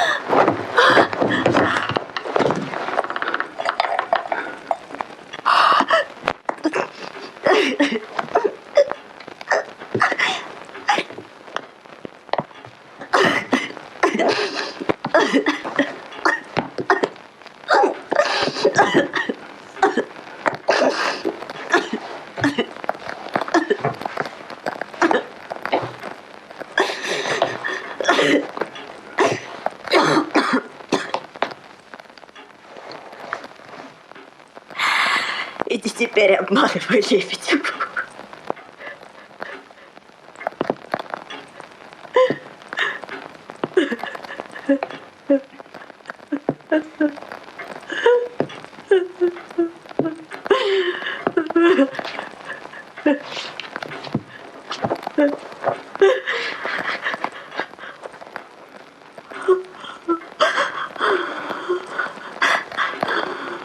Ты знаешь, что скоро ты умрешь. Нет, доктор сказал, что скоро ты умрешь. Как это? Когда? Он сказал. Как я виноват. Господи, как я виноват. Когда? Когда он сказал? Как я виноват. А когда? Как виноват.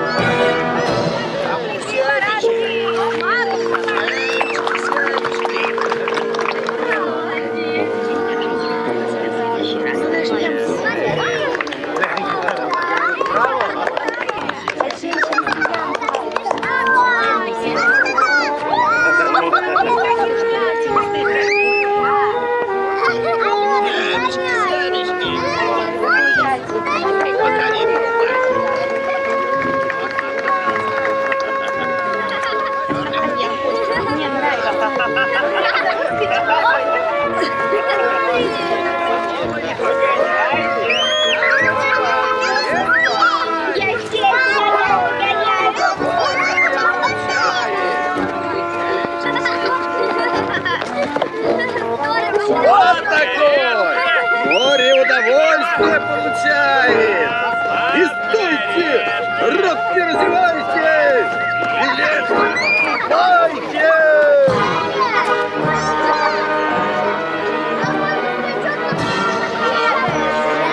Женское царство. Чё? Что случилось?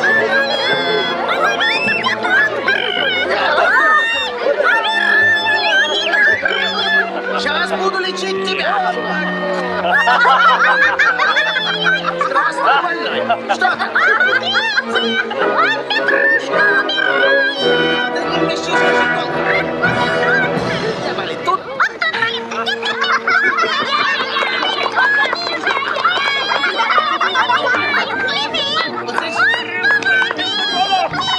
Вот здесь. Сейчас будем лечить. Не стучи.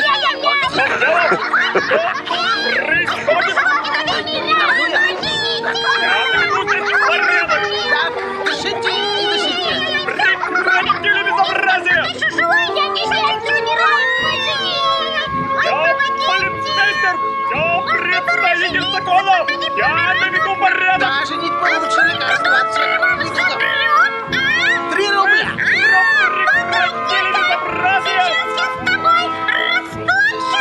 Давай, давай.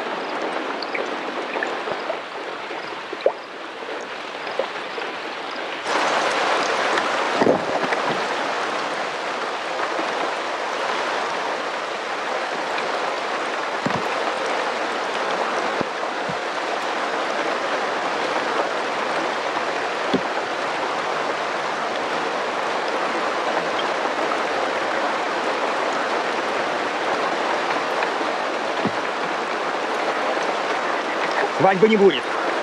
Объясни всем как-нибудь. Пора браться за ум. Поиграл я Гамлета, а ты возвышенную девицу. Ну и будет с нас. Это что за тон? Я не слушаю! А я говорю и буду говорить. Меня душит злоба. Но я могу говорить хладнокровно. Пока не поздно, нужно прекратить эту бессмысленную комедию. Ты молода, чиста, у тебя вся жизнь впереди. А я... Все это не ново, я слышала уже 1000 раз. И мне надоело. Твое нытье переходит в издевательство. Это не издевательство! Нет, я не ною! Издевательство. Да, я издеваюсь! Я издеваюсь!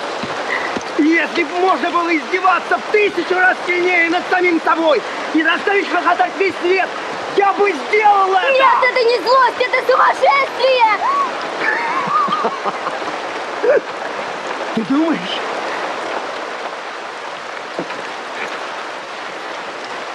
Нет, я не сумасшедший. И мои мысли так же чисты, как твоя совесть.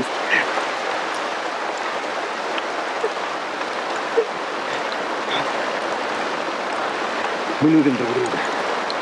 Но свадьбе нашей не быть. Я сам могу беситься и кисло сколько мне угодно, но я не имею права губить других. Не имею. Твоим нытьем я отравил жене.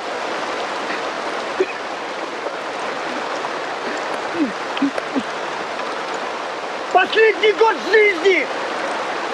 Пока ты моя невеста, ты разучилась смеяться! И постарела на 5 лет!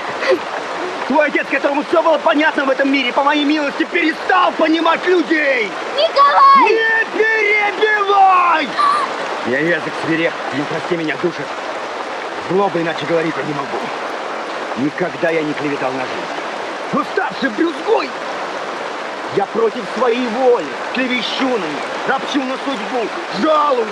И всякий, слушая меня, заражается отвращением к жизни и тоже начинает клеветать. А что за тон? Точное дело должны природе, что живу. Да черт меня возьми!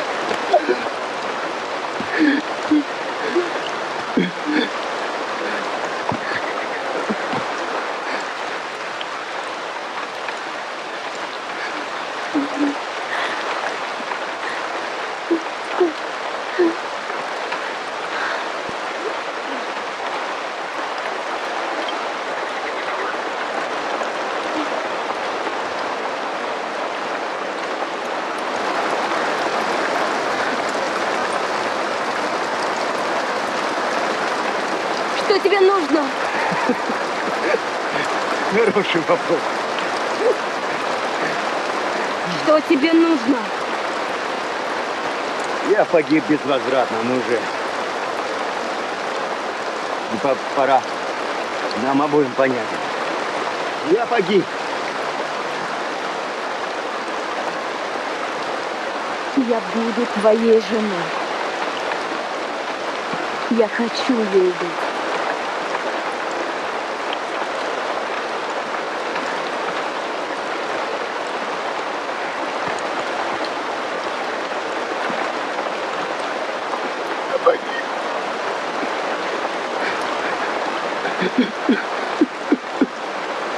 Я погиб.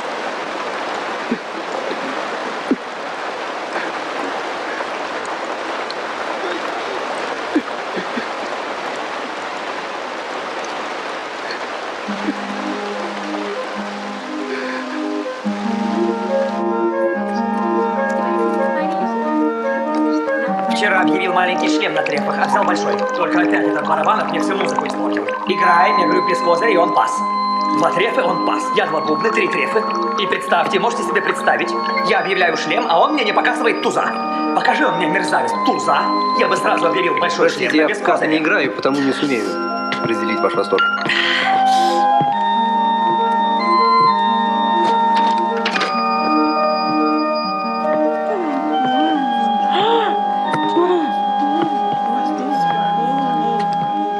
Скоро благословение, Должно скоро.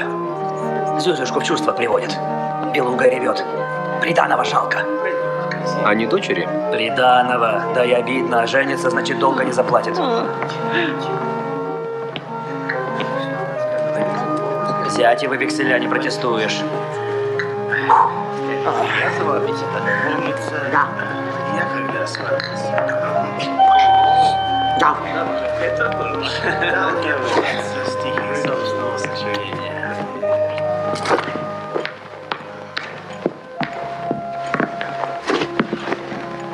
Вот здесь поговорим.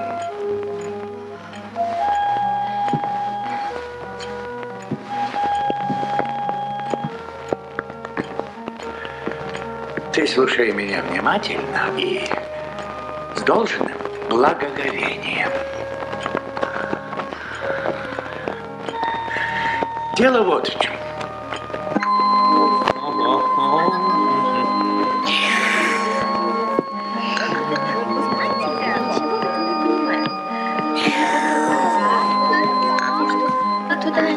Глупо.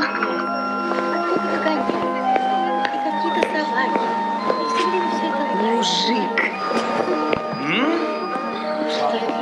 Совсем спятила баба. Пока в сиятельство не лезла, была баба как баба. Теперь и приступу нет. Мужик. Слушайте, скажите мне искренне. Какого вы мнения об Иванове? О, он ничего не стоит. Играет как сапожник. Кстати, в прошлом году в посту был такой случай. Садимся мы играть. Хороший он человек. А, он-то. Шох мужчина. Пройда. Прошел сквозь огонь и воду. Он игра в пятах пара.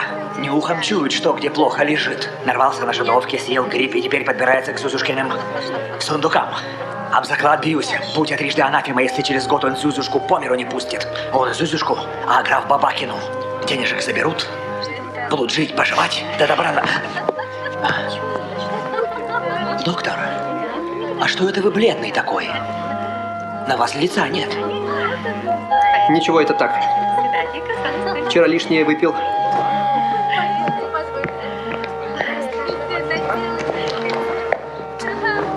Севрюга.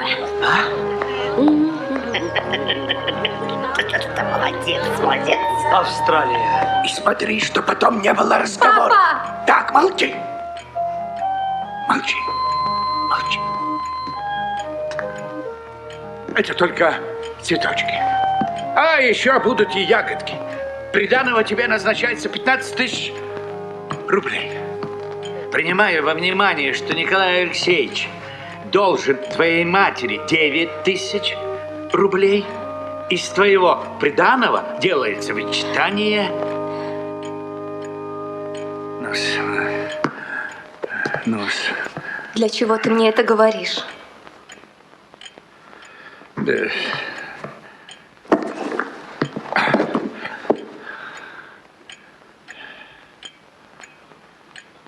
Мать приказала.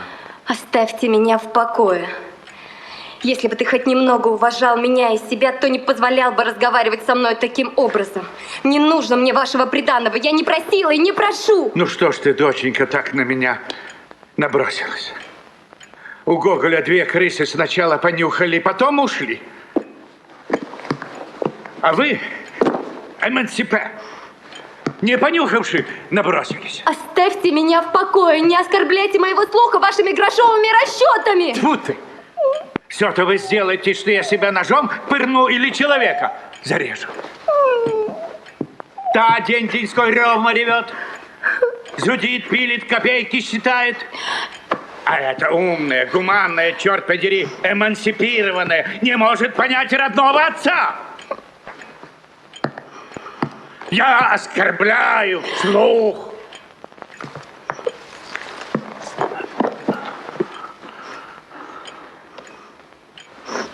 Прежде чем прийти и оскорблять ваш слух, меня там на куски резали и четвертовали. Не может она понять. Голову скружили, с толку сбили. Да ну вас! Не нравится мне. Все мне у вас не нравится. Что тебе не нравится? нравится! Все мне не нравится! Все! Что все? Так вот я рассядусь перед тобою и стану рассказывать.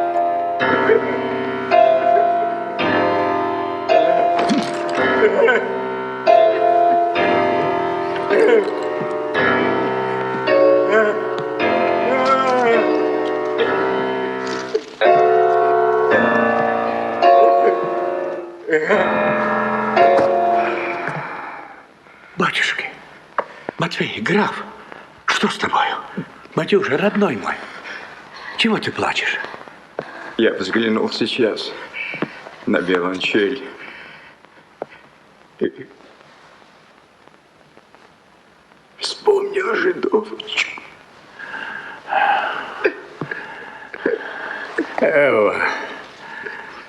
Когда нашел вспоминать? Царство ей небесное, покой вечный. А вспоминать не время. Мы с ней дуэты играли. Чудная, превосходная женщина. А ты еще что? Да будет тебе!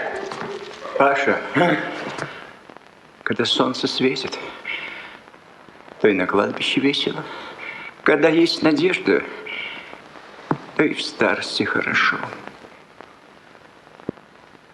А у меня ни одной надежды.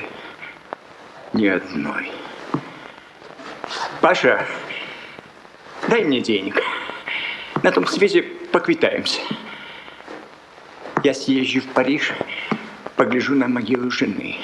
Я в своей жизни много давал. Раздал половину своего состояния. Потому я имею право просить. К тому же прошу я у друга. Голубчик, у меня ни копейки.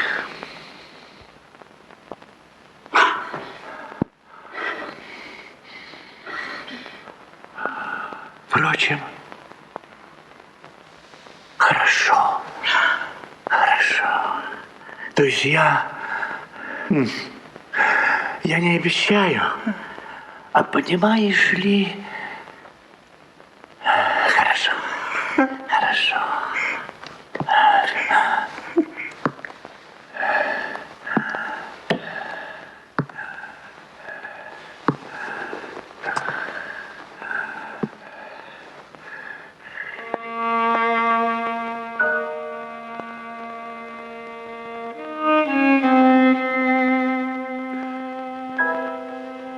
Замучили.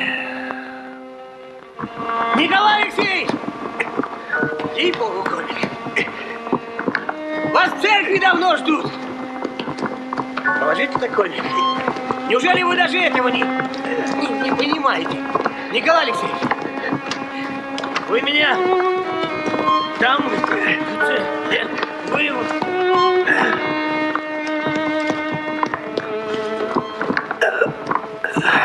Ну что?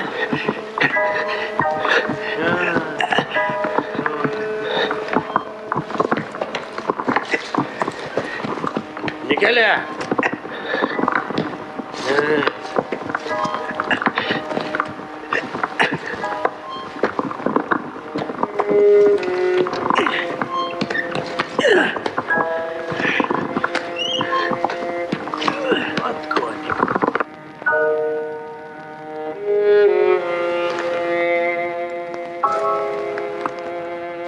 Во имя Отца и Сына и Святаго Духа.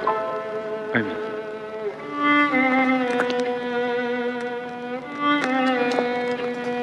Во имя Отца и Сына и Святаго Духа. Аминь. Благословен Бог наш всегда, ныне и присно, и во веки веков.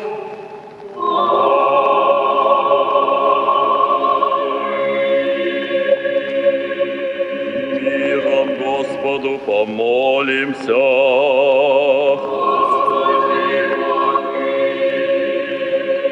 О свыше мире, о спасении душ наших, Господу помолимся.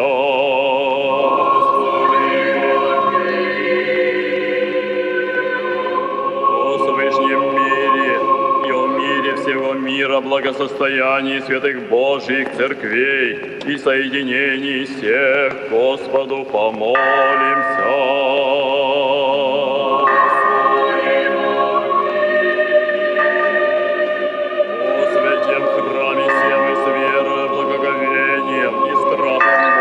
Ходящих в лоне, Господу помолимся. Рабе Божием Николае и рабыне Божией Александре, ныне обручаемых друг другу, и о спасении их, Господу помолимся.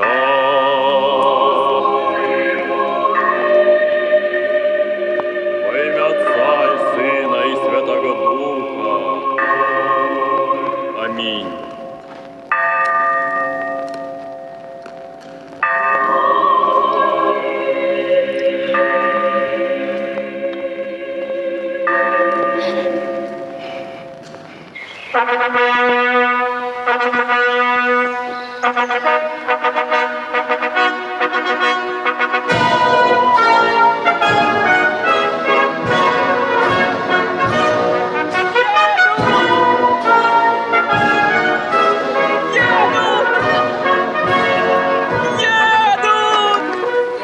Кавалер, граф, как вы смеете оставлять меня одну?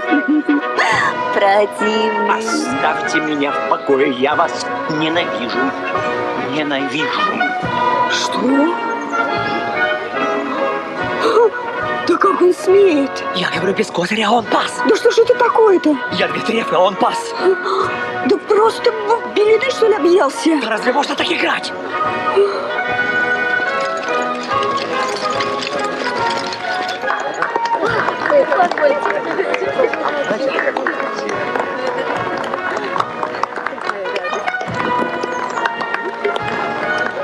Николай Алексеевич Иванов, объявляю во всеуслышание, что вы подлец! Милостивый государь, это низко! Я вызываю вас на дуэль! Господин Борг! Я считаю для себя унизительным не только драться, но даже и говорить с вами. А господин Иванов может получить удовлетворение, когда ему будет угодно. Милостивый государь, я дерусь с вами! Да что? Да что вы его оскорбили? Господа, позвольте, пусть он мне скажет. За что? Ой, господа, давайте дружно, вместе дружно. 3, 4. За что? За что? За что? Александра Павловна, я оскорблял не голословно. Я пришел сюда как честный человек, чтобы раскрыть вам глаза, и прошу вас выслушать меня. Вы лучше скажите мне по чистой совести, понимаете вы себя или нет? Не свадьба, а парламент. Браво, господа! Постой, я сейчас все это кончу. Проснулась во мне молодость, заговорил прежний Иван. Я знаю, что он хочет сделать. Долго Николай, катил я вниз по ради. наклону. Теперь стой, пора и честь знать. Отойдите, отойдите. Спасибо, спасибо, Саша. Николай, Бога ради. Спасибо, спасибо. Удержите. Оставьте меня.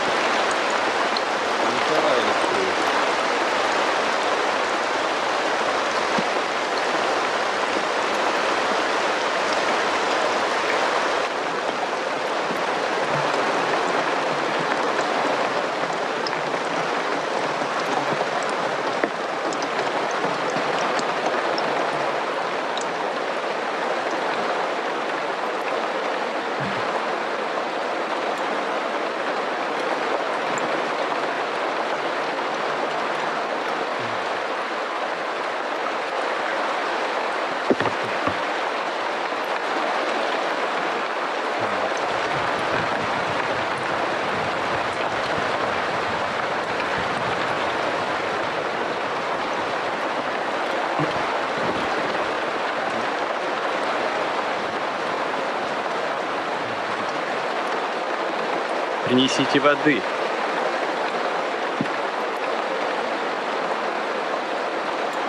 Он умер.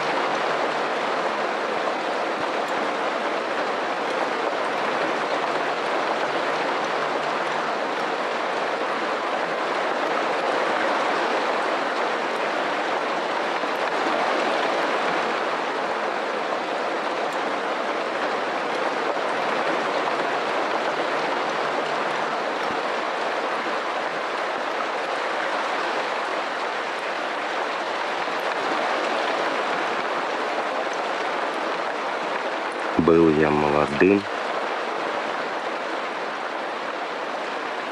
горячим, искренним, не глупым. Любил, ненавидел, верил не так, как все. Работал и надеялся за десятерых. Сражался с мельницей. Бился лбом об стену. Ехал я сюда, смеялся над собой. Мне казалось, что надо мной смеются птицы, смеются деревья. Такие-то дела.